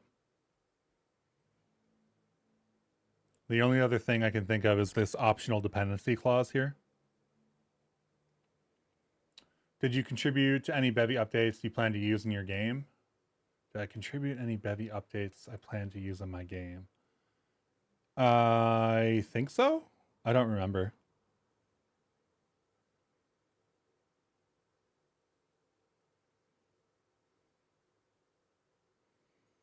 I will say that I don't do a lot of like big architectural work on the Bevy main repo. But like the reason Bevy ECS tile map has a 0.14 release right now is because I did the work for the 0.14 release.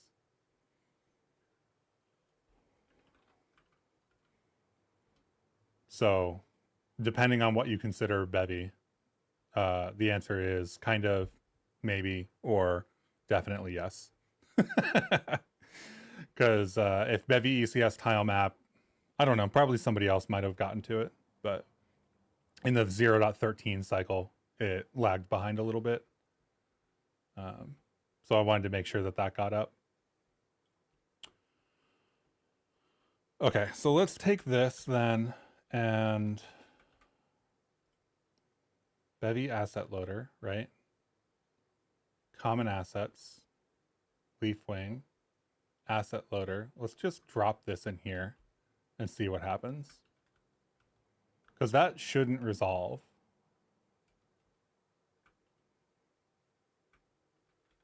Oh, the V can't, sorry. Didn't realize Cargo was so picky about Vs. So now it looks like it's being used. So I'm not entirely sure why that was an issue, if I'm being honest. I think that there's something about how the versions need to match that is actually just really frustrating. And look, we dropped 50 dependencies here. So it looks like we did it correctly. Is Bevy an engine or a framework? They refer to themselves as an engine, so I'll go with engine. I think it's always very funny to see, like, because like what is the difference between an engine and a framework? You know.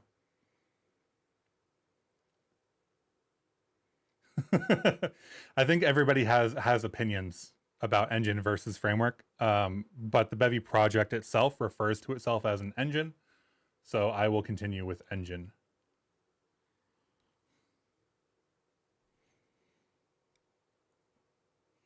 But this is a conversation that tends to not have an answer. I think people are still arguing about whether React is a library or a framework, and it's been 10 years, so.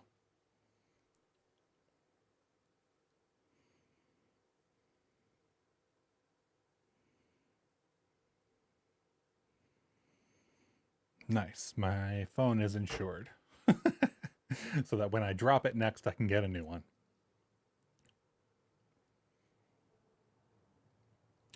So hopefully this will just work when it runs. I think we've ironed out all the dependency issues. So the only thing left to do will be like 0.14 upgrades. The many dependencies got you confused? You mean like how many dependencies I'm using?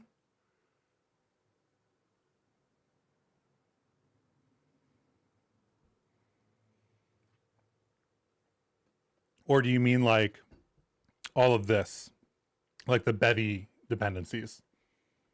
Bevy, so the phrasing that I would say is Bevy is an engine with the caveat that if you wanted to use different crates as libraries, you could. So if we take a brief detour, which looks like we're actually building now, which is great. If we take a brief detour to look at the Bevy repo, the way they have it set up is they have a workspace here with the same kind of setup that I have, where it's like a workspace and a package, but it's kind of irrelevant. But if you go into the crates directory, you can see all of these different crates. And you can use them individually, a lot of them anyway. I don't know about all of them. Not all of them make sense to use separately. Some of them are just code organization or ownership related. But if you wanted to use like Bevy transform, that is like a fairly simple crate that you can now use like on its own, right? So if you're doing something with wgpu for whatever reason, you wanted that crate, you could pull in just that crate. That said, there is a Bevy crate, and that's this Bevy internal crate, and this pulls everything in. So if you're writing a Bevy app, you're probably just pulling in Bevy internal. And Bevy internal is, as you can see, just a bunch of re-exporting of all of those other crates. So if you look at the prelude is just like everything that should be exported that somebody would probably need in their application.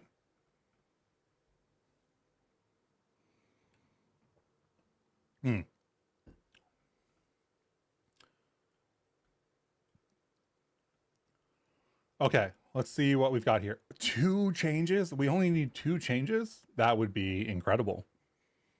I would be so surprised. There's no way we only need 2 changes.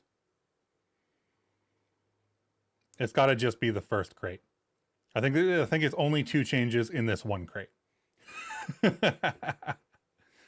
How often do you need to update like this? This is if you keep up to date and you're doing what I'm doing. So I'm doing, remember, pre-release, like this release isn't out yet. I'm using Git branches that people have created and stuff like that. So that's what's causing a lot of this like dependency shuffling. If you do that, you would need to do it once every 3 months. I will say if you wait for the official release, this upgrade becomes bump the versions and you're done. Right? Like all of the patching that I'm doing here is not something you need to do in a regular update. If you wait for 0.14 to release and you wait for these packages to do their 14 releases, all you will need to do is upgrade to 0.14 like that for all of your different dependencies, and then everything will run and work. You will need to make a couple of changes around like, did I not save this file? You will need to make a couple changes like I'm about to do. Like this, for example, I think direction 2D is now dir2D. Or dir2, sorry. They renamed it to dir2. And I think that is done. Cool. I upgraded. My guess is that there's other issues in my other crates as well. But like, if you are actually upgrading, that's what we're into now. Everything before this exact moment has been because these releases aren't actually produced yet.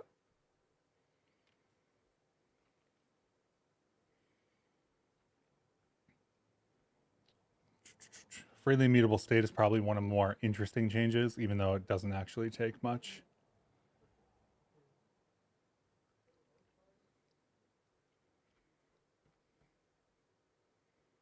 Okay, so we need to do a bunch of color stuff. The start menu, let's see, button bundle doesn't have background color anymore. That's not the... We already knew this was going to be an issue because it showed up in the editor earlier. I think if we have background color none, we could probably just get rid of these.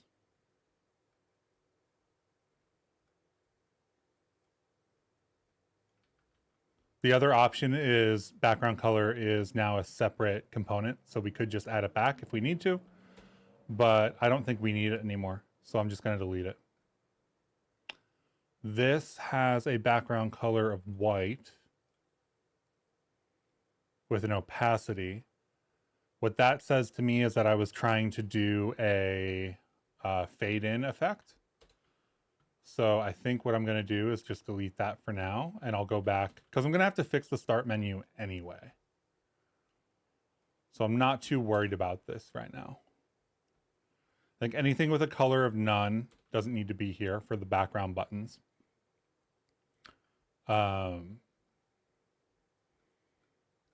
Anything that's supposed to be tweened will need a slight update. These colors don't exist on color anymore. What is this? I'm going to have to do palette CSS sea green, and I'm going to have to import palette. Is it palettes? Is it 2 T's? Is it 1 L? It's 1 L, 2 T's, and an S.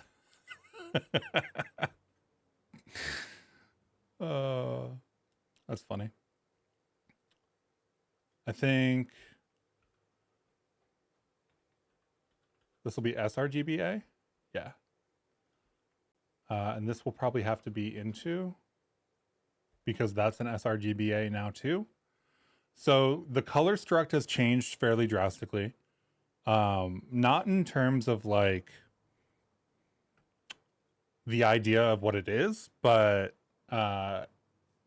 Bevy color is now a crate. There's a new palettes directory that has palettes for basic colors, CSS colors, and Tailwind colors. In this case, we were using the CSS colors, so I'm just continuing with what I had. Because that's what I tend to do for upgrades. I tend to do the closest change that I can make. App exit is now an enum, so we're using the success variant when we send this instead. This is going to be sRGB, and this is going to be .linear, which I think in the next RC actually changes to 2 linear, and then to vec4. There we go. Texture Atlas layout having some issues is interesting. I don't know what that's about yet. Haven't seen that. Yeah, for upgrades, trying to keep everything as similar as possible is smart. Doing multiple snack changes at once hurts if there's a bug. Yes. Yes. There's always like there's always some refactors or renames and stuff like that that are pretty easy in terms of upgrades. Just, you know, change the module name, change the way it's referred to, whatever. And then if you want to change the functionality, do that in a separate commit. No variant. This is in the start menu. I thought we already covered that. Maybe we didn't.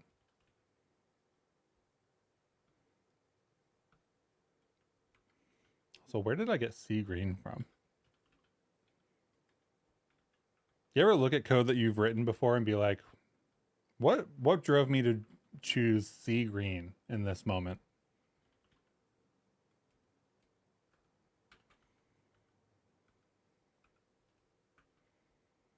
Okay, cool. Some cargo clippy stuff. This is start menu for green.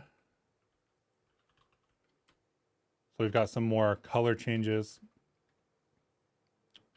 It's going to be regular green. See if we can search for color : : White is still a constant on color, interestingly. Color : : white, black, and none are the only associated constants on color these days. Everything else is in palettes.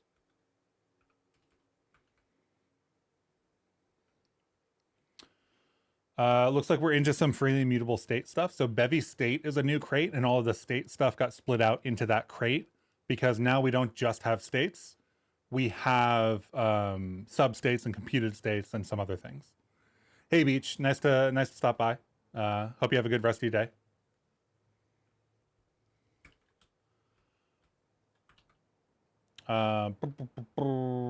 Okay, where were we? Freely mutable state, I think, was in start menu. Interesting. So that's got to be way up here. I need to split out the start menu and do some separate files at some point too, but I'm not going to do that just yet. So progress plugin, this is sRGB. Progress plugin comes from IES Progress. And because I wrote this start menu plugin, defined states to be necessary here. But really what we want is the ability to also like go to the next state. And there's a new trait for that called freely mutable state, because not all states are mutable at this point. You can imagine substates or computed states aren't technically mutable. Their original states are, not the things we're deriving the state from. So in this case, what I want is some type T that implements states, but also allows us to mutate it. Start menu assets looks like it has an issue. That's going to be the Bevy asset loader issue. Asset animator system is not in here because that's a Bevy tweening thing, if I remember correctly.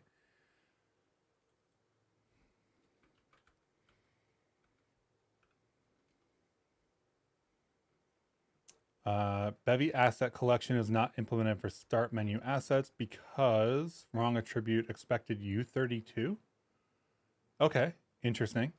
I think that this is the propagation of a change in the texture coordinate systems. The textures used to be F32s and now they're U32s. Can't find color in render, that's fine. Lib 18. Bevy ECS tiled lib. Okay, we'll get to that in a second. The start menu first. And this is 1080, so these are no longer F32s. And then we can go up to Bevy ECS tiled, which is looking for color.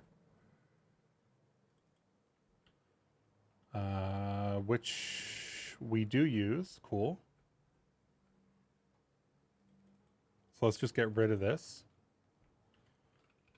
Color.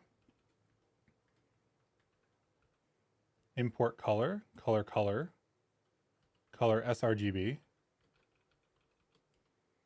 think that's the only place we use color.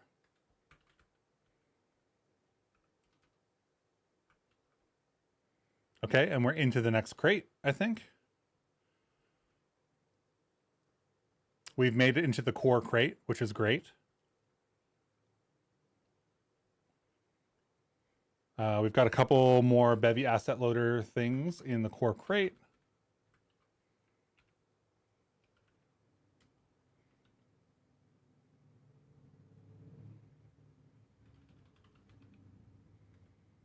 So I think that's anything with tile size is going to want to do a U32.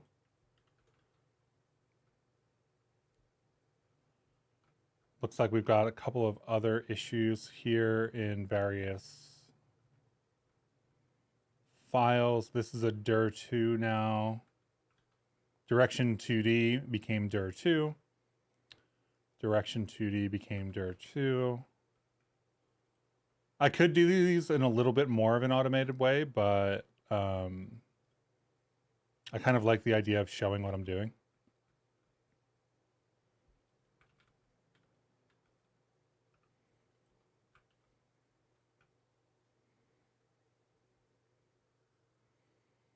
Okay, we've got a couple of direction 2D things.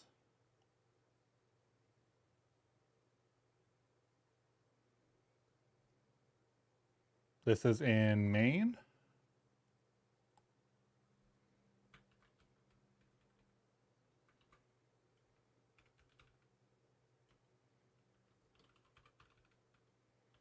Direction 2D, let's just select them all and do dir2. I think that should, for the most part, handle that.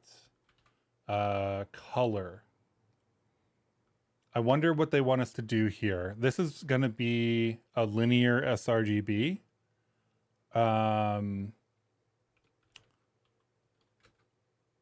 I think the right thing to do here is go check.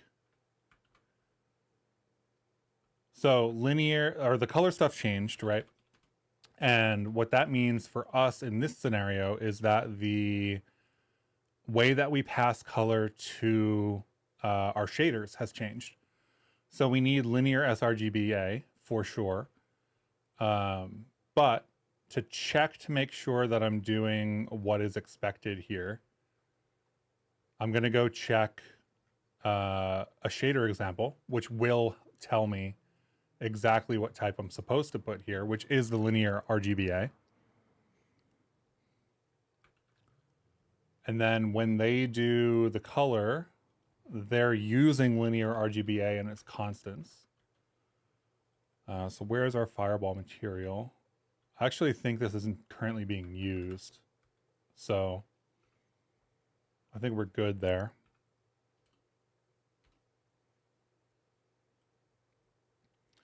All right. Method not found in input map action. No method with. Maybe they got rid of with. That would be interesting.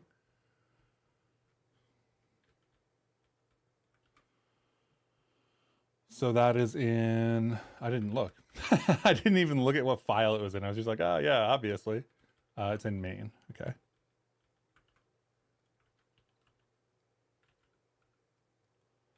So it thinks that there's no with function here, which is interesting. So input map, there is an insert. Let's go try to find on Leafwing. Do we have Leafwing open? We kind of do. Let's go to the repository. I'm going to search for with, and I'm going to look at the pull requests. And I'm going to see if something obviously changed, if it's mentioned in one of the descriptions. This is with map.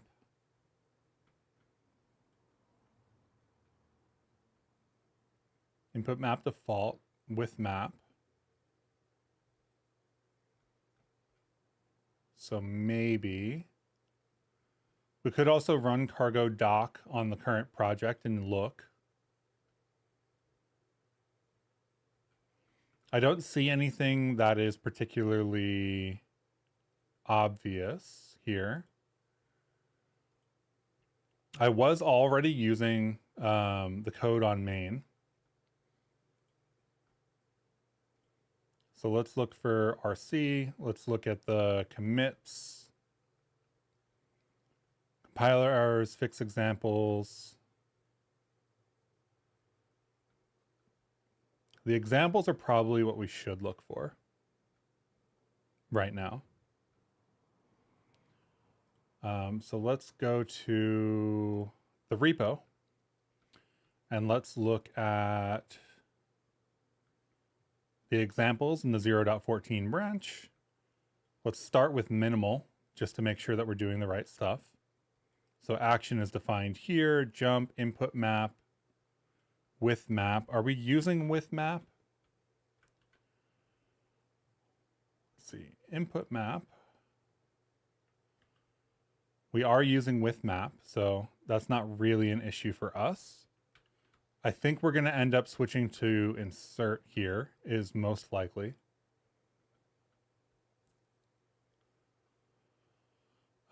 Access inputs. Yeah, okay. So I think with changed to insert.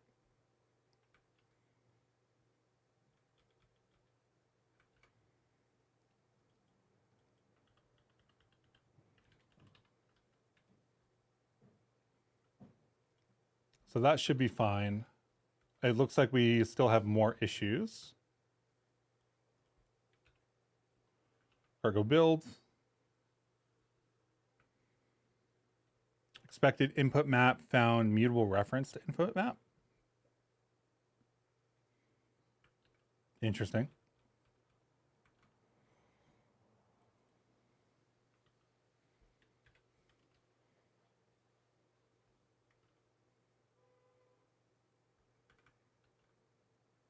It's a little awkward, but I'm just gonna do the quick. Actually, did that not work? Expected pattern. Oh, did I select that in both of them? That's awkward.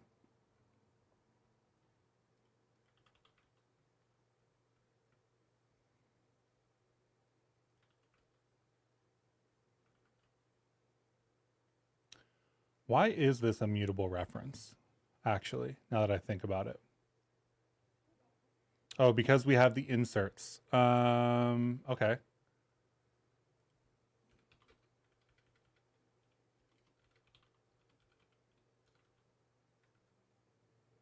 And then we just have input map, which is here, which is then fine.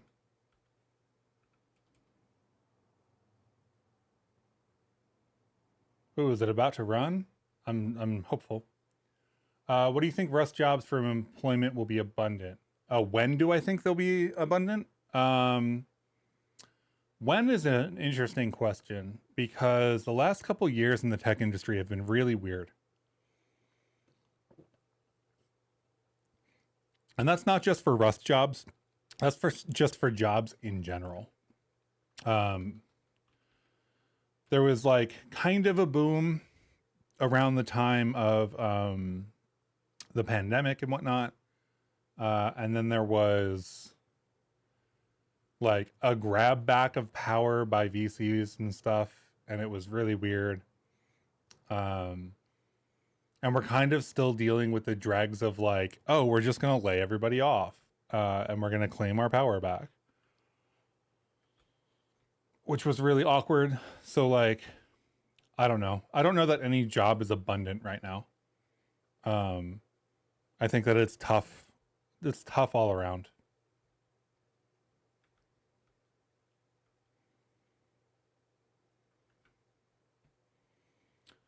Query does not match. Okay, so we've got stuff in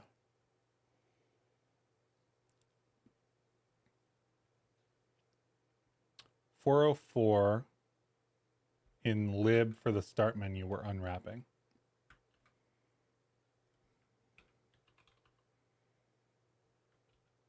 So now we're past compile errors, we're into runtime errors. 404. That's a hilarious line to have an error on. That is literally like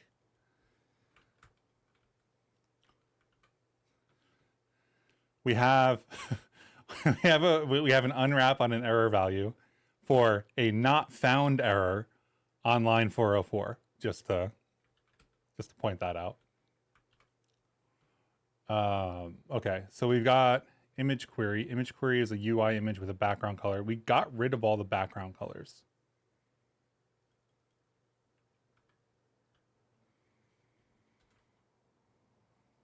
So I think we just get rid of this.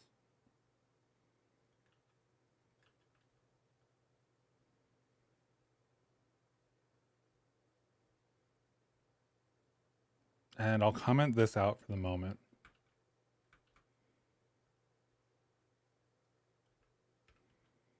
Again, our buttons are going to be a little messed up when this runs, but that's fine.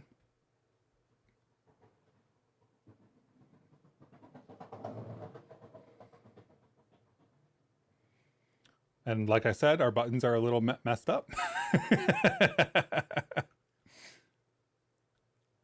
It does look like we actually do need the background color none on all the places where I removed it.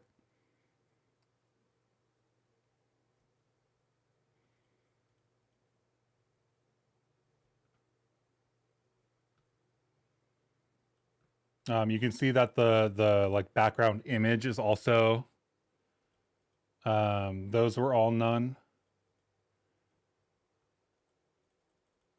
It's interesting that the only buttons that are currently working are the icon buttons.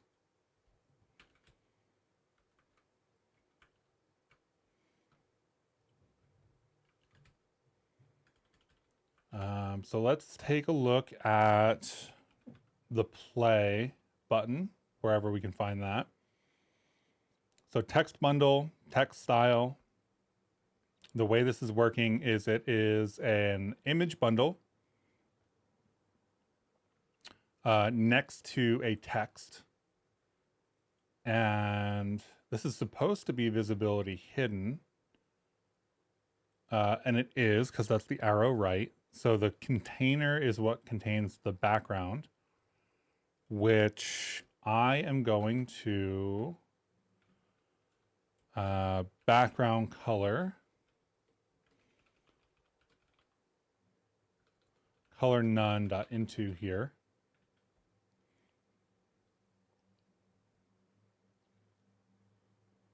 And then button bundle. That's the icon button system. The icon button system is working. So the one that isn't working is the button system. The button system has to have a background color, which I think I just added implicitly to the entity that we were looking for. So I think actually that play button will now work because of the background color now exists.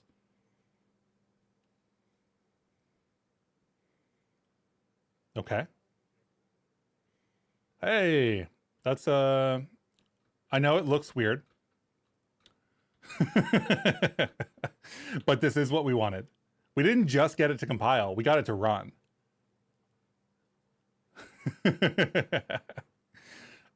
We do need to remove the loading indicator. There is a new thing in 0.14 that I think I'm going to use for that.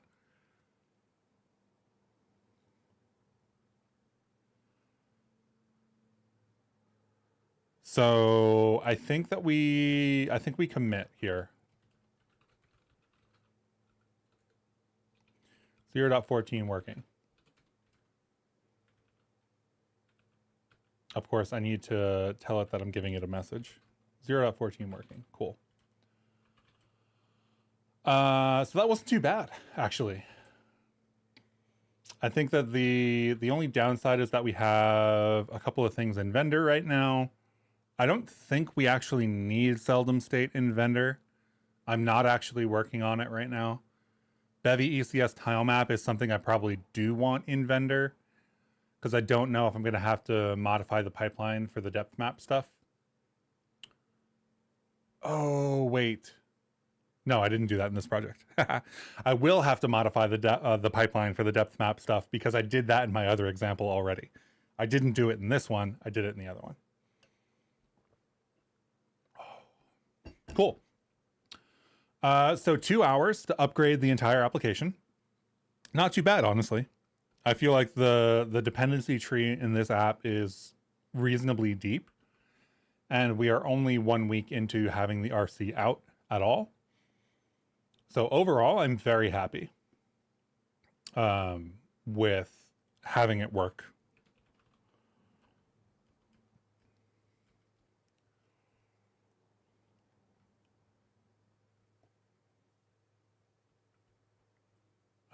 Let's see. Player play. There's the play button. I should put these into a custom command is what I should do. So that's play, and we put the background color on the button behaviors. So let's go for the other button behavior and the other button behavior. Okay, so that'll clean up our menu a little bit. The loading material. This is going to be our first 0.14 feature that we're using here. I forget where my removal system is. Remove intro tweens. I think this is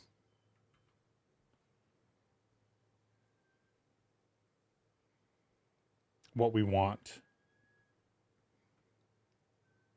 So this is on tween completed. Remove any entity that we had that tween on. This action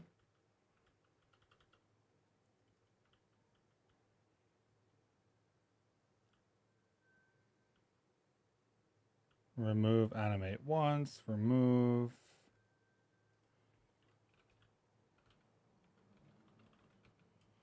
loading material, loading UI material, I think app start loading indicator is the thing. So app start loading indicator spawns immediately, right? And we on exit loading, but on exit loading fires on exit of the loading state, which means that we have something actually to handle this already. So I don't know that I know it off the top of my head, but I did talk about it the other day. So let's go to the docs. Let's go to the 0.14-rc docs. Let's go to, what is it, state scoped. And what we're going to do is we're going to state scoped that element instead of having that special component tag on it. And we will use enable state scoped entities. So loading state. How will we know is the question in my head, though. That's interesting.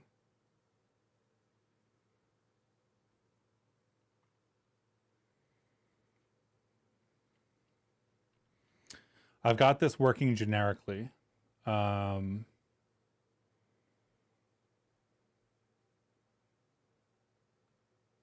here we have access to self.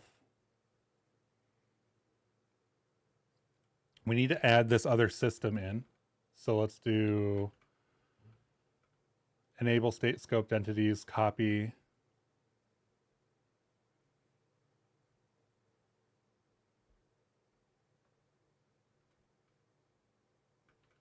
I guess it's just app.enable. So here we'll do .enable state scoped entities. Are we going to be able to do that? Let's see. Loading state T. I think we are.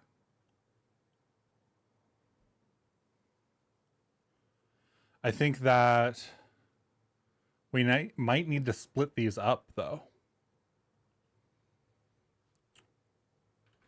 Is it the value that we use or the type? It's the type.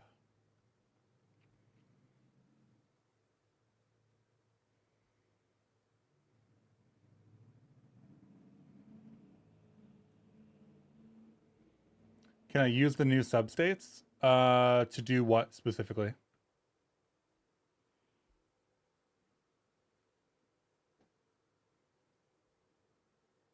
Oh, you mean to split it out so it doesn't need to be generic? Can we?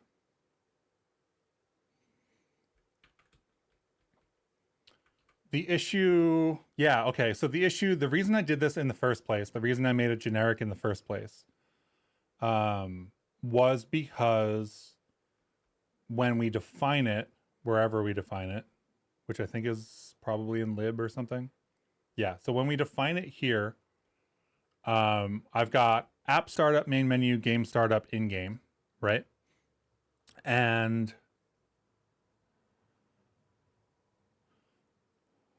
is there a way we can split this up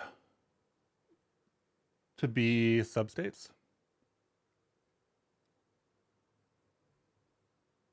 Oh yeah, no, it's all good. So the thing that I have here is we've got app state, right? And we've got app startup, main menu, game startup, and in-game. And for various reasons, including just like pure curiosity, the loading start menu is in a separate crate. So what that means is we take app state, and when we bootstrap the plugin, start menu plugin, we specify the loading state and we specify the main menu state, right? So app state, app startup, and app state main menu. Now, there's a whole bunch of other ways we could do this with events and whatnot. But I did like the idea of using states like this. Maybe I should encapsulate it more. Shrug. But the way that I'm doing the generics here, right? Start menu plugin T states.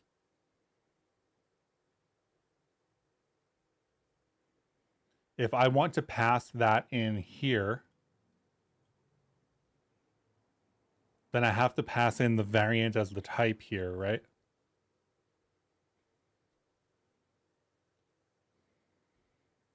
Which means that T and T probably should be...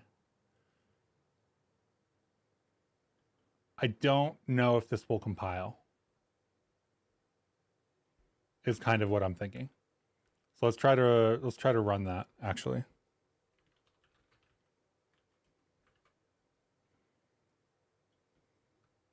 Because I want to take advantage of state scoped entities, but I want the state to be defined somewhere else.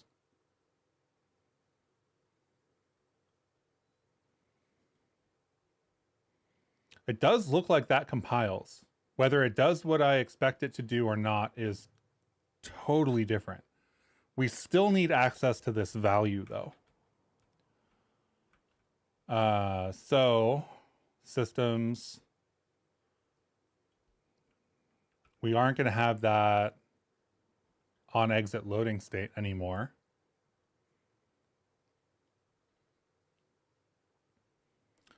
But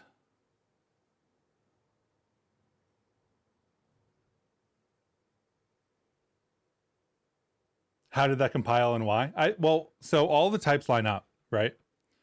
So we are saying that there is a generic for this plugin that we specify when we bootstrap the plugin, right? And it has to implement states and freely mutable states and copy, right? So we've got this type T. I'm using that type T for two different things. So both of these values have to work for that.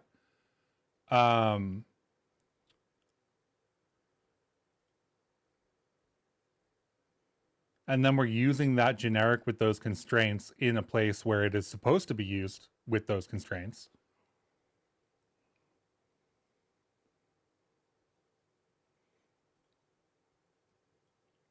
So like I get the mechanics of why it works. I'm just not sure that this is actually the way that I want to then describe the generic. Because like it may be that I want M states, right? And then we've got T and M.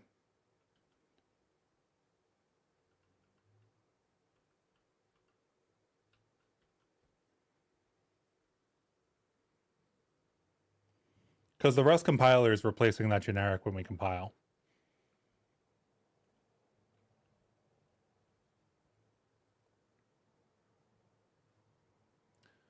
Instead of state scoped entities, can you do self.loading state or whatever?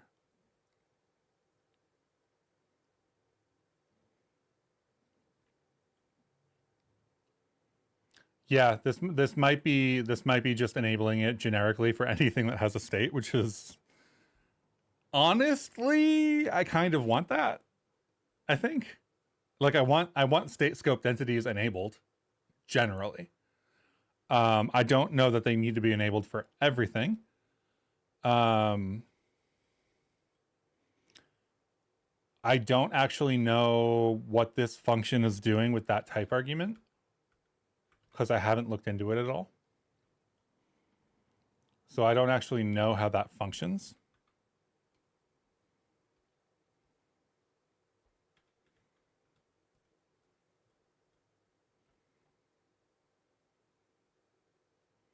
But really my bigger issue is I don't know how to get the plugin data to the system. So my systems are doing spawning in some respect, right? And honestly, this is a solvable problem in terms of I could hard code it.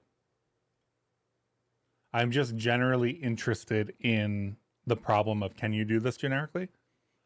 But I will say that this is an easily solvable problem if I take this and I just throw it into a different crate.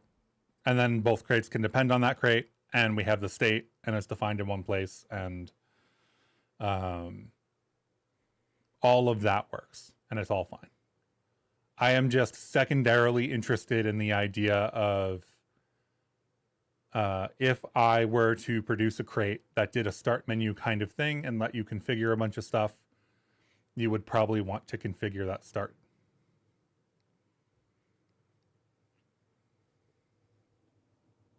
Jeez, it's hot in here.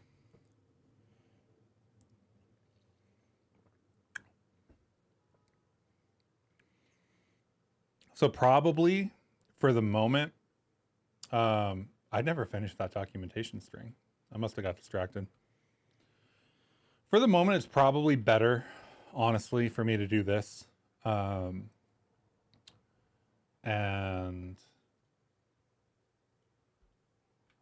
where is this? Cargo new lib creates IV state.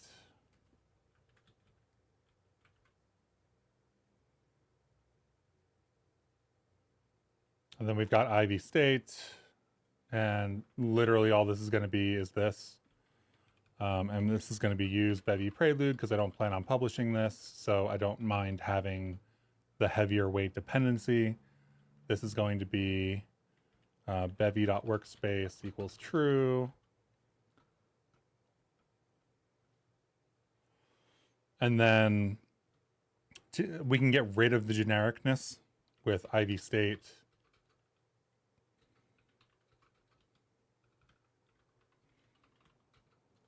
Like this in both places. So let's start menu, and then this is cargo toml for dependencies. We'll stick this up here with the rest of the IV stuff. IV is also just a test name. I just needed a name to refer to things. And then this is going to be, I think it's public, right?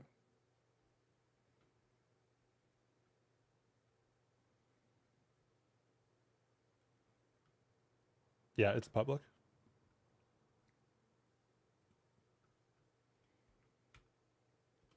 So that can just pull in app state now.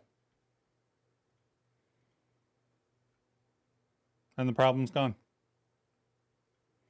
And then lib here doesn't actually need to be constructed like this. So instead of this t states, mutable state, copy stuff with the t and whatnot, this is just going to be start menu plugin. There isn't going to be anything there. We do use IV state, app state, and then this is app,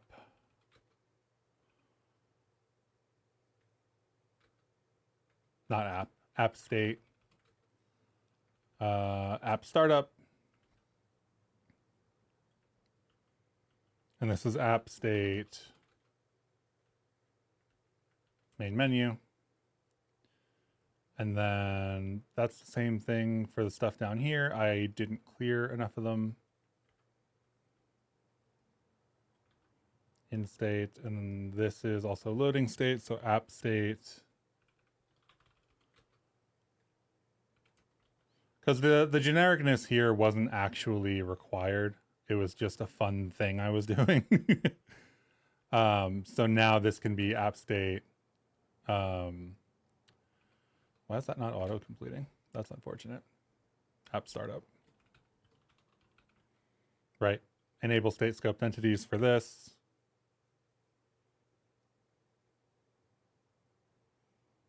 Try using the variance enum. I am using the variance enum.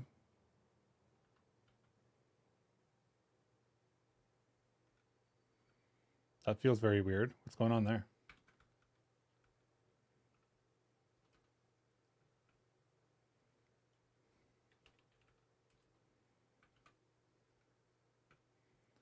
Not a type. App states. Did I read the directions wrong? Because I was confused as to how variants were becoming states. Or not becoming states, but becoming...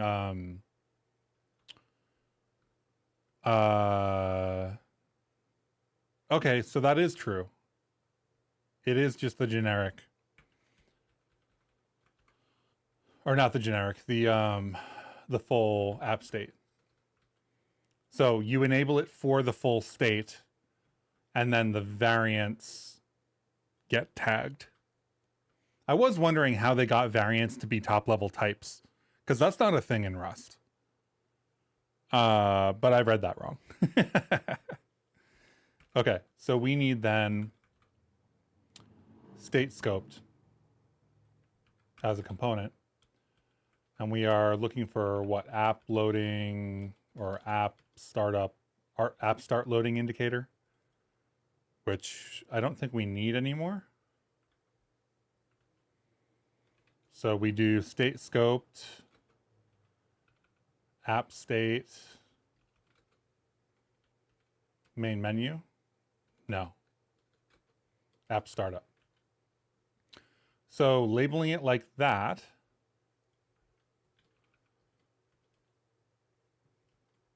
and then this function actually doesn't need to exist.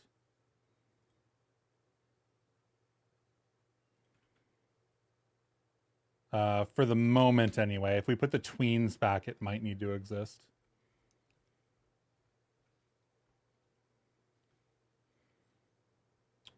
And did I do everything I needed to do?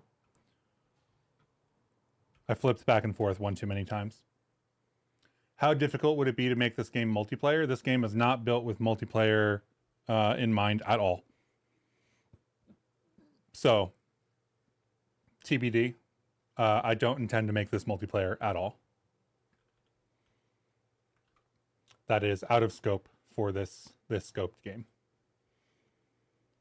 So start menu plugin now doesn't take any options. Private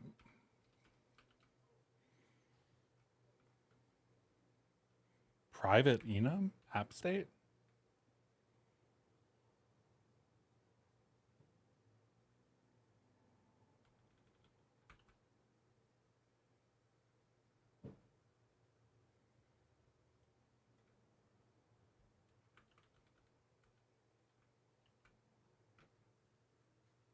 Main.rs.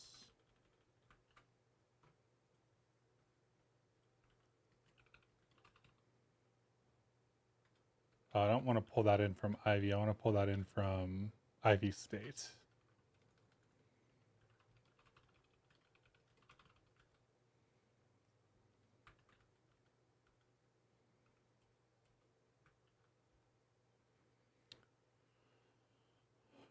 Making multiplayer work barely is easy. Making it work well is very, very hard. Yeah, that's totally. Also, it provides implications for like what you can actually do with the player control and stuff, because your player control and whatnot needs to work over a network. So in a single player local game, I can have 0 wind up if I want to, right? Zero anticipation frames, have something happen instantly. In a multiplayer game, I don't think you can actually do that without having a pretty bad user experience. Which is fine if you're fighting somebody else on the internet, you know, you probably want anticipation frames and whatnot. But okay, so we're good. We got the thing to get removed. We can probably get that main menu to happen in the same way. Very cool. That's our first 0.14 feature used.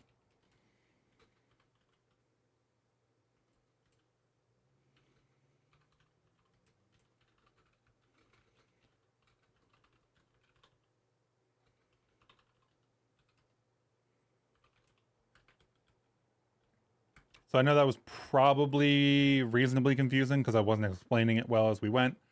But basically we've got this app state, right?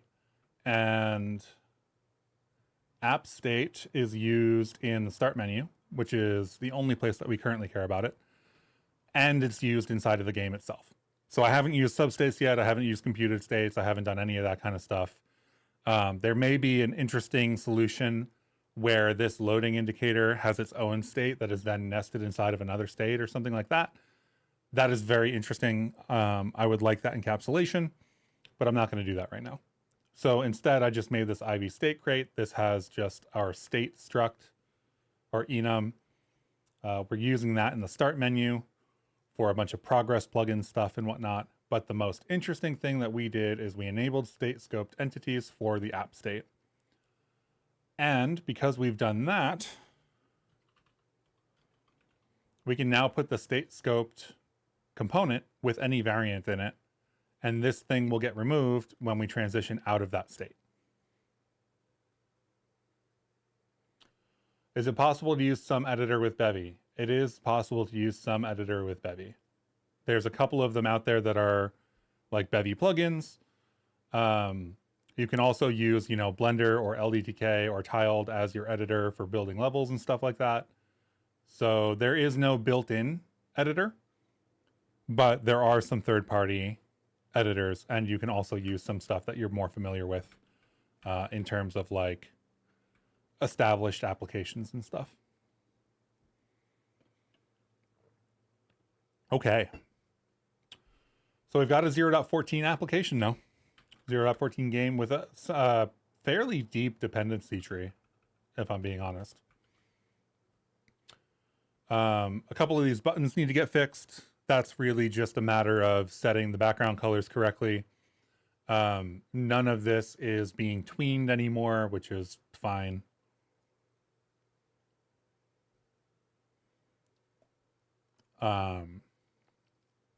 We can play our game. It loads in. We don't have a loading state for the actual game coming in, which is probably relevant.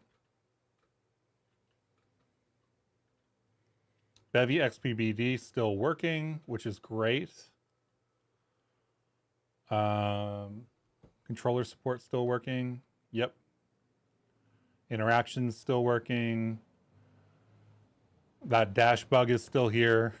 I don't know that I want dash in the game, actually.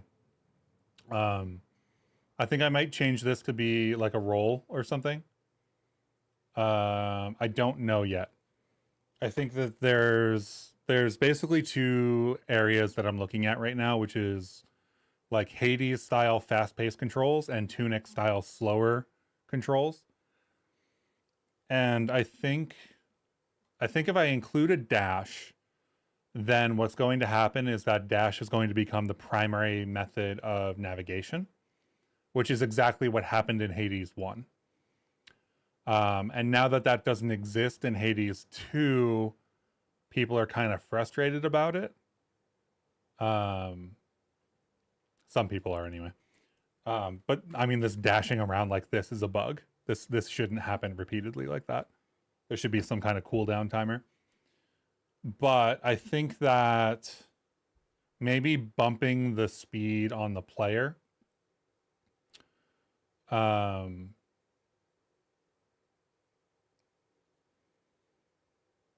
then having maybe rolls or something would be a better gameplay mechanic.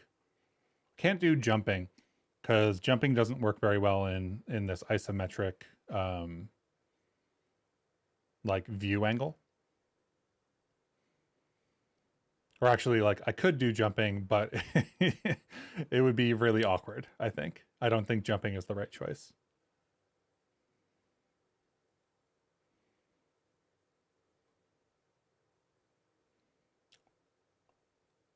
So I might change this out for a roll. I don't know yet, though.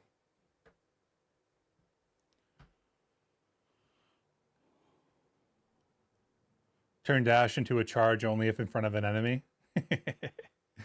maybe.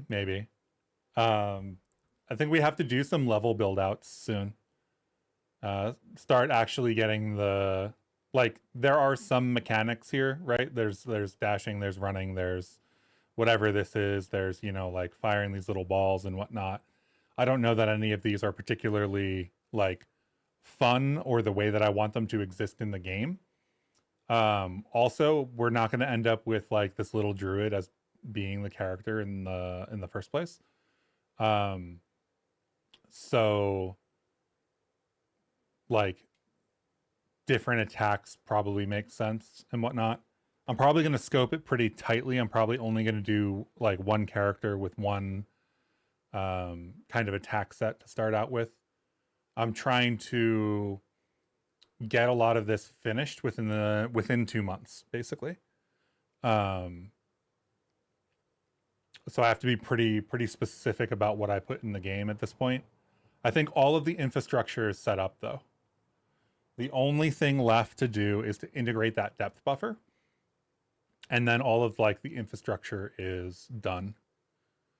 And then we can just kind of like build stuff out and work on mechanics and enemies and stuff. Having the 0.14. The other decision I need to make is whether I'm going to go stick with tiles that are this big or not. I could either go with tiles that are this big, tiles that are a quarter smaller, and I don't know yet. I have to look at how the depth buffer impacts the ability to do interaction, right? Because like this doesn't need to be in the middle of that tile. And I think it is approximately like a quarter in terms of sizing, but TBD. Bevy ECS tile map likes a lot of similarly sized elements. So we're not looking at doing much of a like anything that is awkwardly sized, like the player, which isn't a full tile, will have to be placed differently and dealt with differently. So TBD on that. Pre-14, I've been attaching all my entities to children and despawning recursively on the level. Now state scope, just use that now. Yes. State scoped is amazing. That is like a quality of life thing that I imagine that everybody was like building on their own. Player sprite looks very dim. Yes. It's not a bug with the linear sRGB colors. I don't know what it's a bug with, if I'm being honest. But it did exist pre-14 is what I'll say. I don't think. Let's see. If we look at the assets, if we look at the Druid sheet, if I pull that up in Finder and pop it open so that we can zoom in.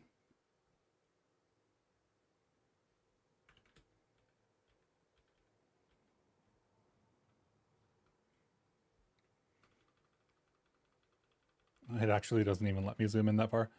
Okay, there we go. Oh, no, stop zooming in. I clicked it too much.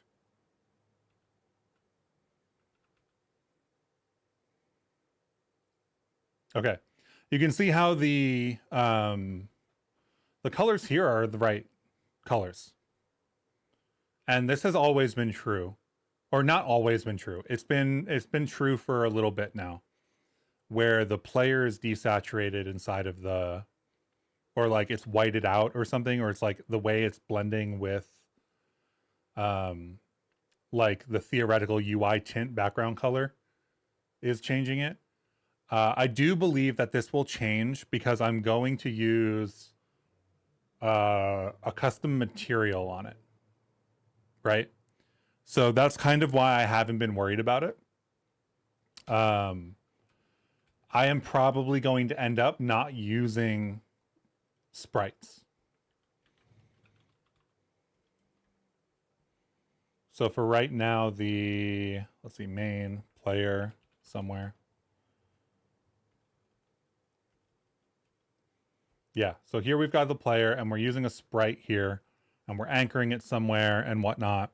And I think that this is going to go away.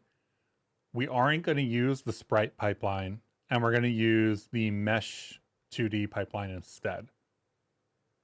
And then that will have a custom material on it.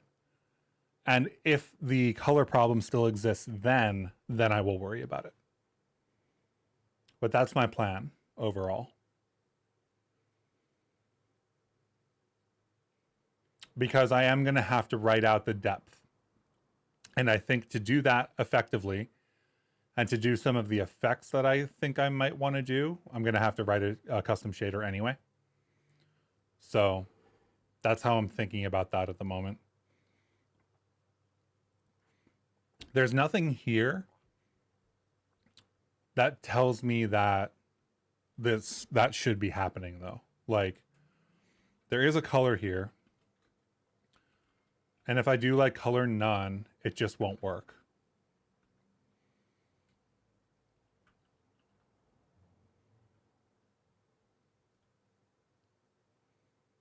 Right? Like there's no player now.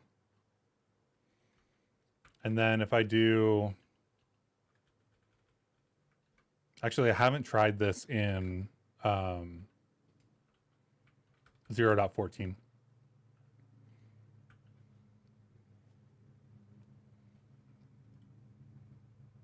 But yeah, this is what I was expecting to happen. I didn't know if it would. So if I do color black, it's all black.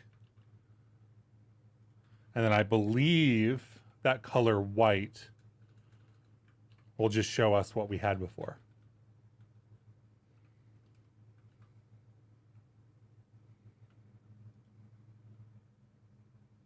Yeah. So we end up getting this like faded out color, if that makes sense. And I'm not really sure why that's happening, if I'm being honest. It wasn't happening at one point, and then I did something else and it started happening. But I don't remember what that change was.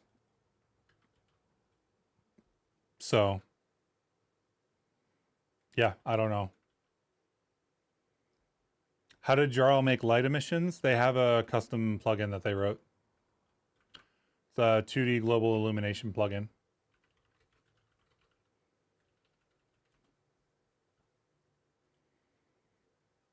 So Bevy Magic Light 2D. And here's the example.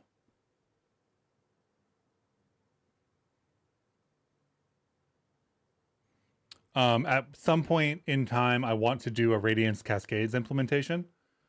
If you remember the SDF stuff that I have talked about in the past, like this stuff, I did a whole video on it and whatnot. This is actually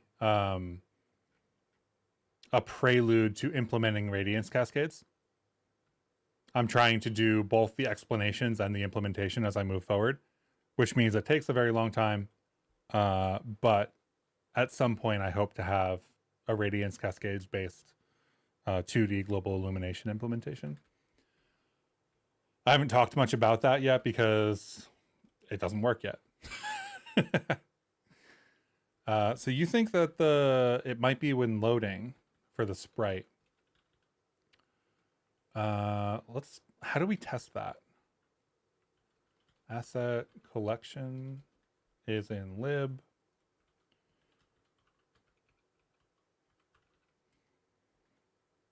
What would it, if it was, what would it be? Would it be, could it be the sampler causing it? That would feel really weird.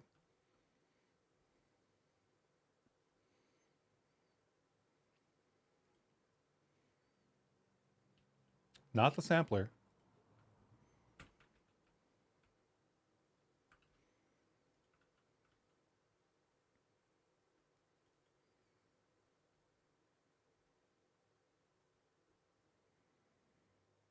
I really don't know. I have a meta file in here somewhere that uses the other stuff. Where am I?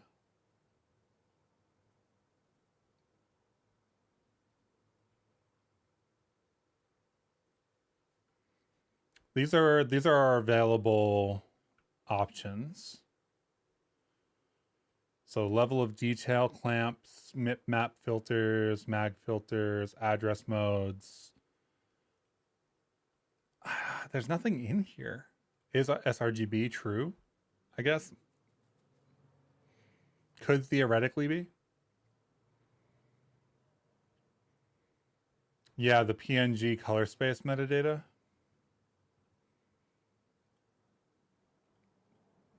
It, you know, if that were the case, it might be that montage is not retaining that information. So what do I do here to figure that out? Metadata. How do I look at the PNG metadata? IV start menu is not what we want. I have this open already over here.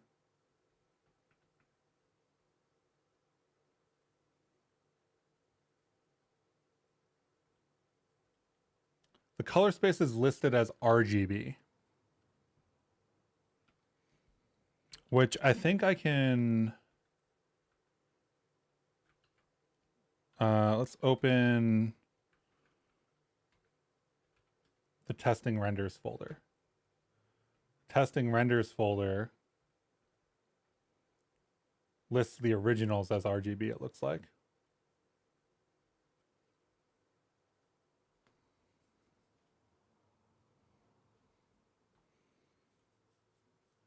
So in that case,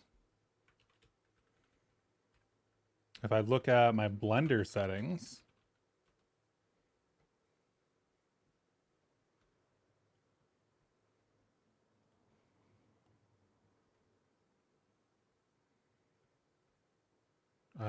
this is not the thing that I wanted to look at.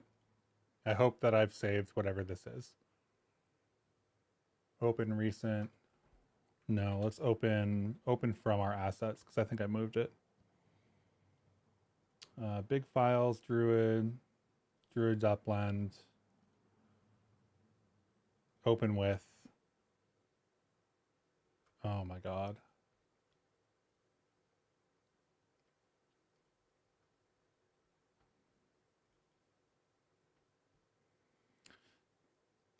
Sure, I'll save that before closing. Why not? So when I render here, cache results, PNG, RGBA, color depth 8. Looks like I'm using sRGB, which I think is the default. It's not, I don't think it's the alpha. I think that I don't think it's the alpha is kind of what I'll just say. But we can check. Player, not player, main.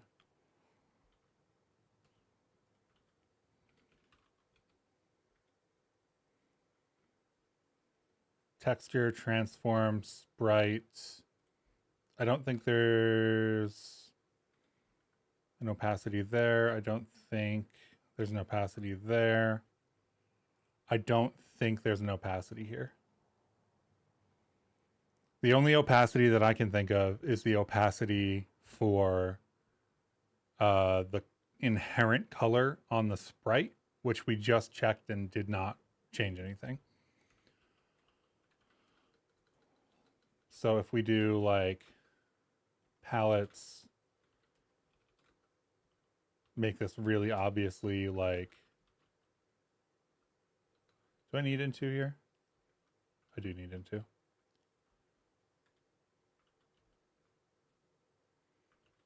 Well, closing that file wasn't what I meant to do, but that's fine. Now I'm scattered. But we should see a red background around it. And I don't think this changes anything. Actually, I haven't tried in 0.14 because we just updated. But when I tried in 0.13, it didn't change anything. So like,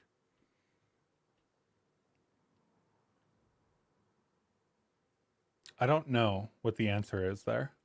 And I'm not, as far as I know, I didn't do something silly like change the ambient light.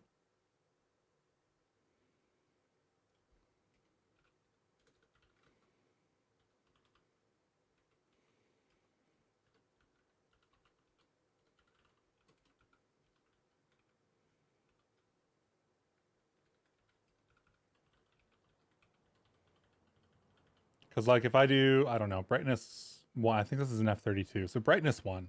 Brightness 1 is going to be far darker than the default. The default is like 80 these days. And like it's a 2D pipeline, so I didn't really expect that to have any effect.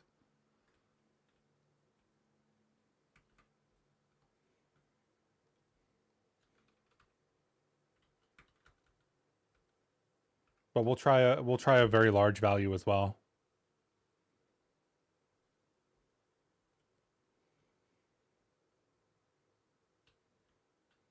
It doesn't have any impact on the sprite rendering. So yeah, I don't know. I don't actually know the answer to why that sprite is rendering so weakly. Yeah, I know that it does look like it's set at 50% transparent. It does look like it's opacity. It looks like it's opacity against its own background, which is even more confusing. Cause yeah, anyway. But I don't have an answer for why that is. I've tried a couple of things. You saw me try a couple more. And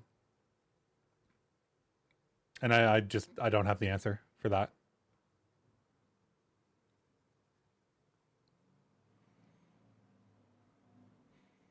It may or may not be something I did at some point. I don't think that I have any like overlay, you know?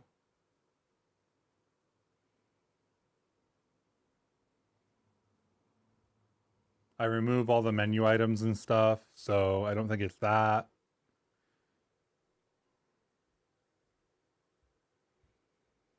I guess that's one more thing we could check. I could just throw the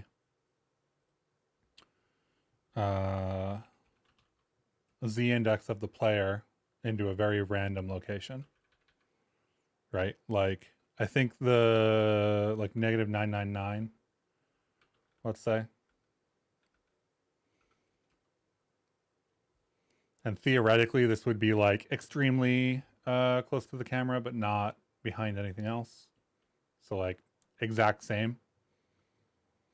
The other thing that's interesting is that the tile map doesn't have this. So it's just the player sprite. Actually, I don't think it's just the player sprite now that I think about it. I think it's also the little like fireball animation also has the effect. And I don't really understand why.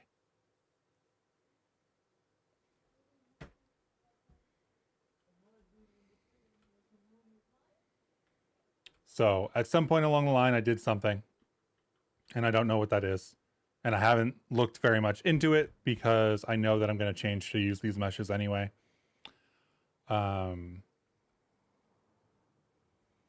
It's not the UI color. It's not the background color. It doesn't seem to be the way that I'm loading the image. If I remember correctly, PNG has a different default for alpha pre-multiplication settings than other formats, but it doesn't look like that's the case. Yeah. Or that's the cause. Yeah, I mean it's still open to being potentially anything for me. I don't know the answer.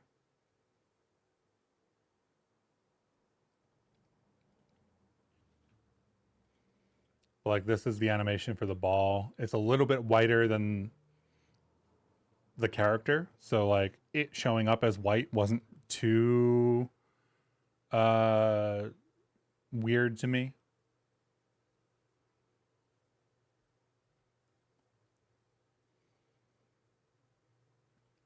But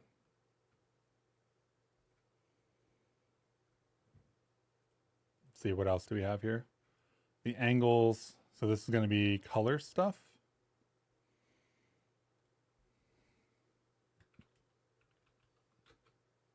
Palettes. Let's do like Tailwind for these. Green 400. Why not? Dot into. Let's change up these colors a little bit while we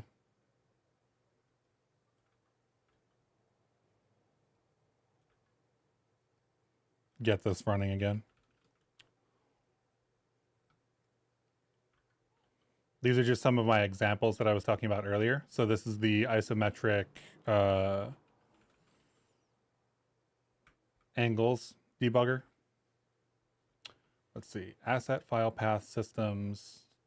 This needs a semicolon because that returns a value now effectively. And if I do cargo, let's do Bevy ECS.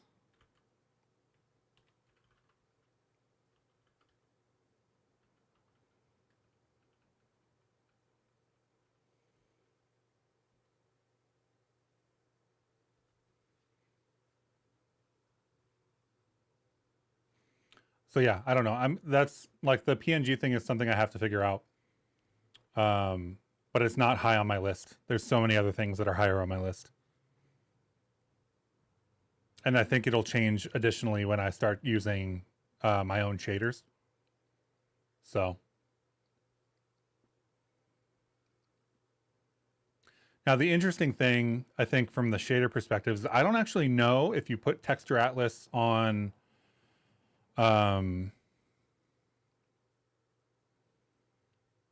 like a custom materials entity, how that will work.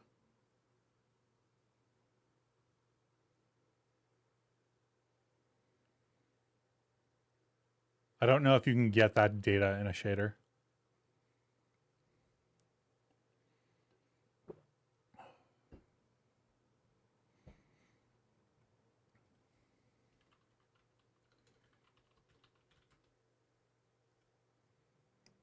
Shaders expect linear colors, absolutely. But I will have more control no matter what that PNG is, right? I will be able to, well, first of all, the GPU kind of handles that for handing it back to the shader and back out. But I will be able to also do the multiplication and whatnot myself. Like I could, if I needed to do gamma correction for some reason, which would be really weird, I could in the shader.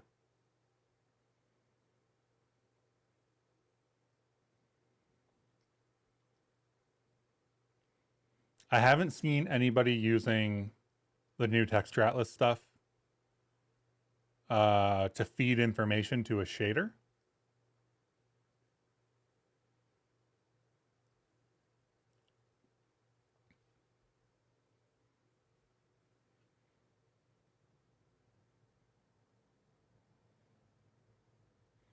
So there may be a decent amount of custom work to get that working as well. Linear nearest, yeah. Atlas handle.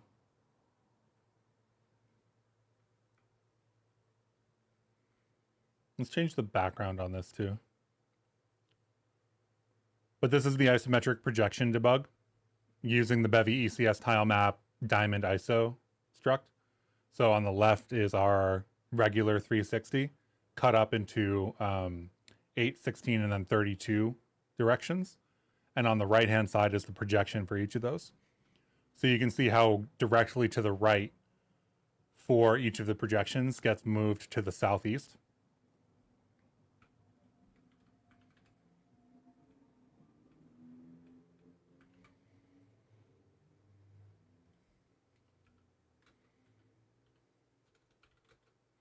Insert resource.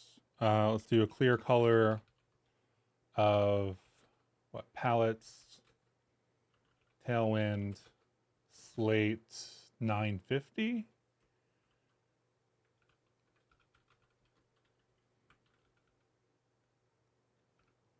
I'm gonna love so much that these colors are now just like I don't have to do my own custom tailwind crate. I'm very happy about that.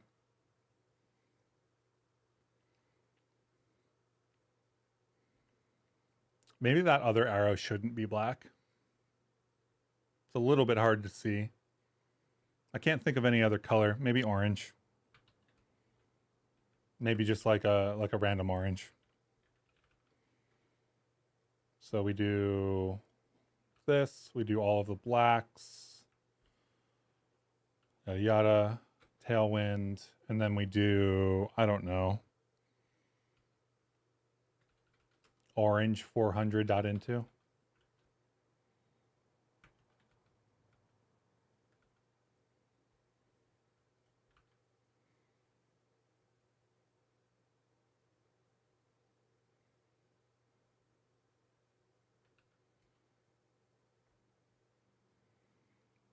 At least it's more obvious that it's there.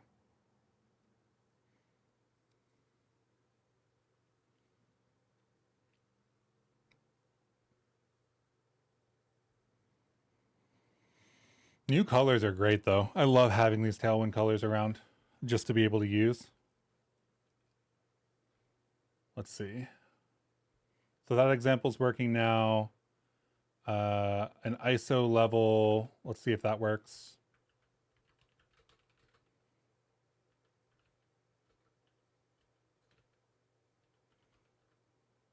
Oh, it's an example. Example.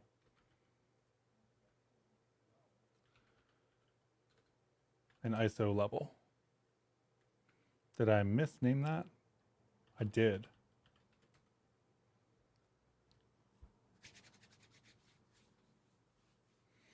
Very excited that this is up to date now. The depth example that I have in the other project now, I can just kind of pour it into this, which is really exciting. I think I will have to do a patch for Bevy. I won't be able to rely on the release candidate, but it will be based on the release candidate. Oh, these are just going to be U32 changes. That's wonderful. Let's see. Asset collection is image assets. 512, 128. Prototype sheet. That should work. Ah, right. This one has Bevy Inspector eGUI as a hard dependency, so we can't update that one. Because it doesn't make sense to do the debug animation if I can't use the debug input. So here's just a regular ISO level when I was trying to figure out how to center this exactly.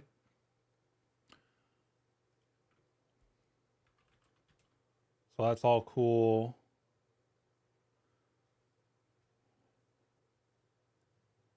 I think I'm just not sure what I just changed in main. Is the only... Oh, the background color. Let's get rid of that background color because it doesn't do anything anyway.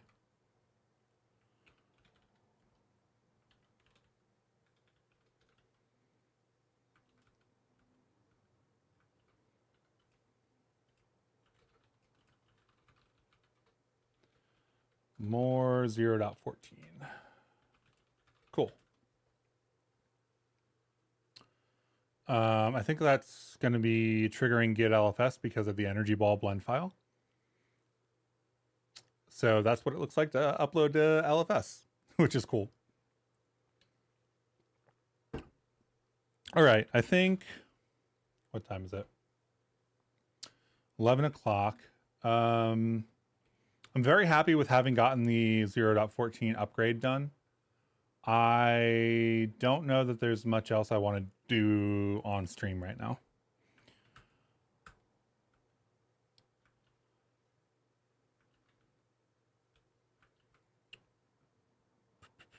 What else do we have to do? Let's take a look at the... I'm using GitHub issues right now.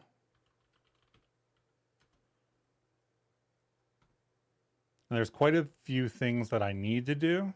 Let's see.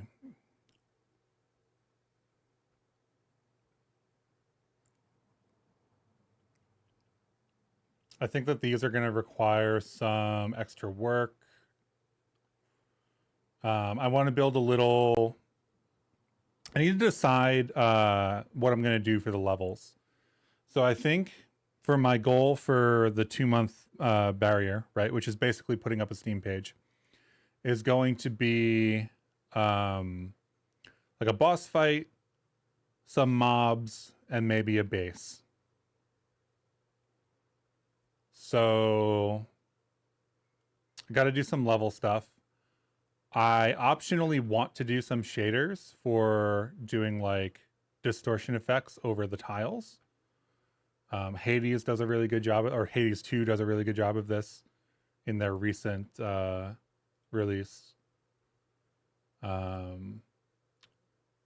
Jarl does this really interesting thing for glowing outlines on items. The depth testing thing is going to be done very soon. We'll be able to move on from that. And then I think I need a list of items and things to do.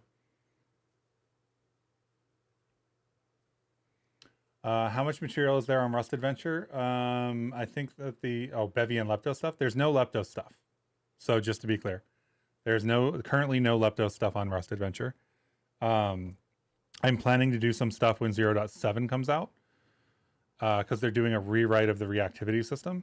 It shouldn't be too much different than 0.6, but I think 0.7 will last a little bit longer. Historically, their releases have gone pretty quickly, so it's been tough to keep up with educational material. And then there's 2 games. There's 2048 and there's Snake. And I'm working on the 0.14 versions of those right now. So if you want to access those and you want them to be the 0.14 version, then probably wait a couple of weeks.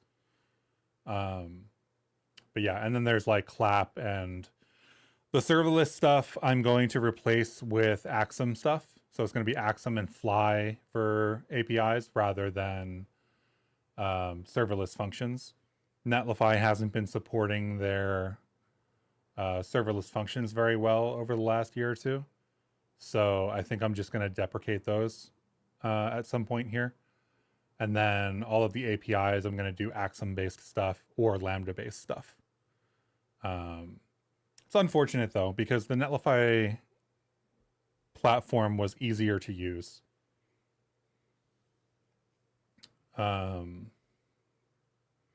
But yeah, I've got some additional, like, very basic or very raw WASM stuff in progress. I think I have it on my desktop right here, actually. Yeah.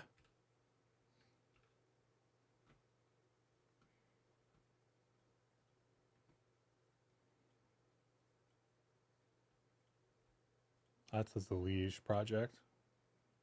That's the wrong editor.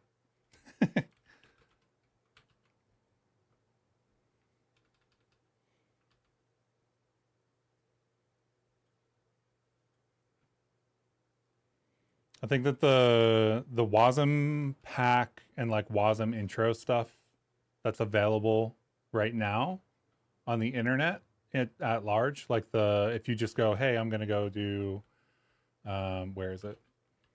Rust WASM, you end up landing on this page. And this is like years out of date at this point, if I remember correctly. The repo hasn't been updated in a while. It also, like, there are some things that I don't like about it. It has you implement like a game of life implementation, which is like completely distracting for people who just want to work on like websites and stuff. And it also like points you to like, hey, you should use Webpack. And Webpack is not really state of the art anymore. So I've got this stuff where I'm trying to do like build it up from scratch.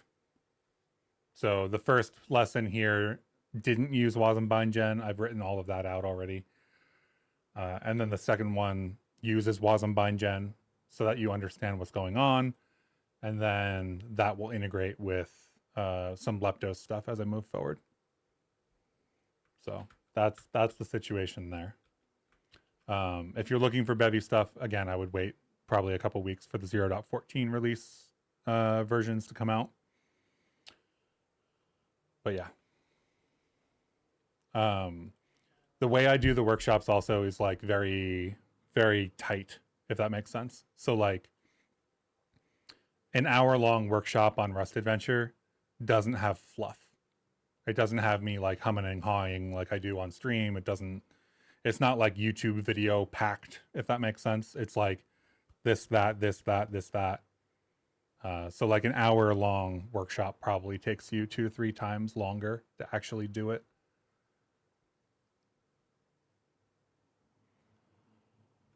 Okay, so game design. I think my character here is going to be an otter for the game. I think the bosses are going to be infected animals. So we're going to have like a crab with like crystals growing out of it. And then like right now, the idea is when you beat the crab, it turns into Ferris, and then like a cute version of Ferris hangs out in your home base because you've like saved the animal or whatever. So we need basically a room for the boss, or like a level opening for the boss. That is the crab. And then we need probably a level for some like random enemies. And then we need a level for the home base.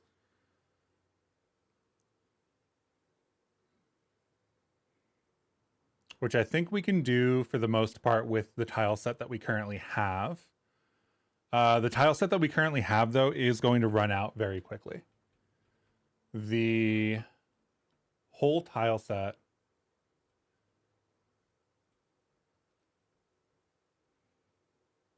Let's see. Reveal in Finder.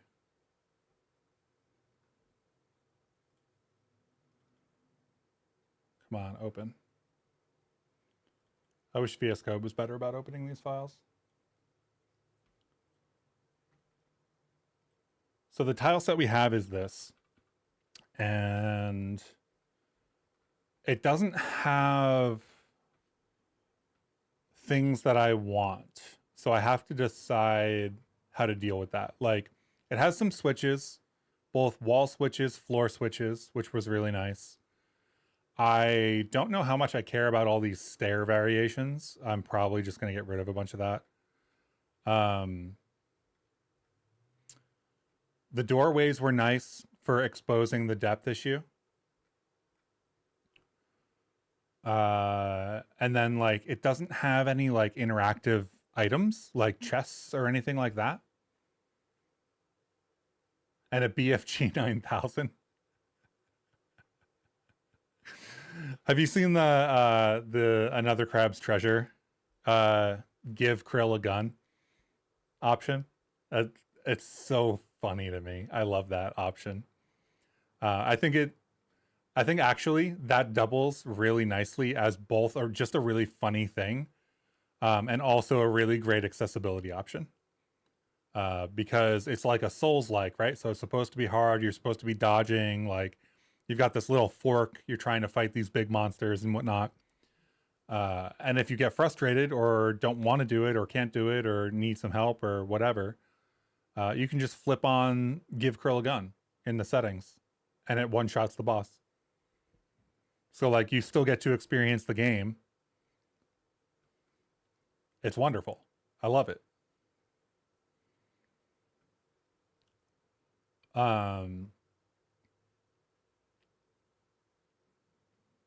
Yeah.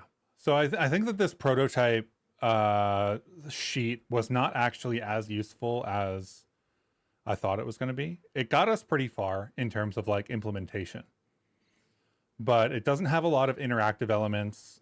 It doesn't have like things that I want out of it. So I have to figure out how I'm going to do that. I think that I'm going to do it out of Blender. I think I'm going to do the tile map rendering out of Blender. So we'll see. A classic, but a great one. Because like we have a chest here, but we can't do anything with the chest currently. It's like only push it around or something, which we could do. I don't know that I want to push chests around in my game, but it's an option. So I need to look at, I think, a number of different tile sets and mechanics and decide what I want to actually put in here. I think the way that I want to do levels overall is there will be a lot of tile stuff, right? It'll be like a tile-based chest or a tile-based floor tile or a tile-based whatever. And then TBD on whether I actually do this, but I can lay an image under it and have very much more like hand-drawn artistic stuff that is basically the surrounding of the tile map. Which I think would be very cool. There's a lot of 3D assets online to download. True. I don't know that I need them. I'm not going to do anything that's really realistic. So I have to keep in mind that I'm scoping this project to about 2 more months, which means about 8 more sessions. 8 more sessions, let's say 2 to 4 hours, right? So I've got like 16 to 32 hours left of development on this. I can't do anything that's hyper realistic. I can't do anything that is like high effort. So it's probably going to be fairly low poly, fairly like toon shadery, fairly like if I wanted to draw something in Procreate on my iPad, I could, that kind of thing. I do really like the idea of having things that feel a little bit more 3D. So like the chests and elements like that, I could definitely do something like get some assets and modify them a bit. But yeah, we'll see. I think that making these doorways work was a great motivator to get that depth buffer work in, because otherwise the alternative would have just been make it a smaller level or make it a smaller tile set. And then there's a lot of stuff that I want to do that I'm considering out of scope. So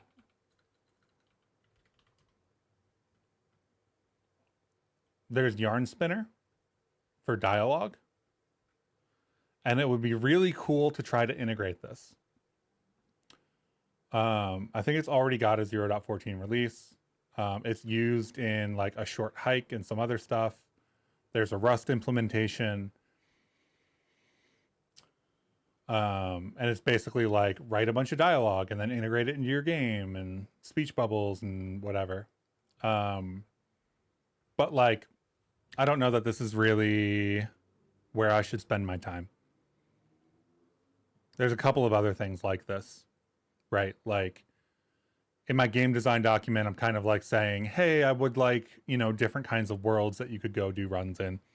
I think I'm only going to have time to do like not just one world, but like just the stuff that is necessary to put up a Steam page if I'm going to do that. And then I get to reorient for like another 3 months if I do decide to put up that page. But yeah, so I'm pretty happy with this for today. We've been going for 3.5 hours. We got the upgrade done in about 2 hours.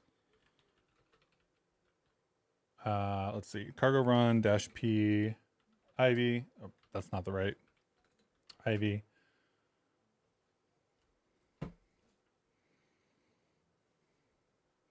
Loading indicator. We started using 0.14 features like state scoped to remove that loading indicator. Very happy with that. Everything still works. Everything that we worked on, all the interactions, all the collisions, all the things like that. Switches, whatever. I would love to interact or like make some of these switches do things in the level. Like it would be nice if you hit this switch and then like something else happened. I don't know how I'm going to deal with save files and things like that either, if I'm going to do that yet. Or like level state is a problem that still needs to be, you know, dealt with. This like doors opening, and there's so much more to even do. But yeah, 0.14 upgrade. Happy with that. Thanks for hanging out, everyone. I'll be back again Saturday morning doing more development work. Hopefully I'll be able to get some art done between now and then, but we'll see. And yeah, thanks for hanging out. I'll see you in the next one.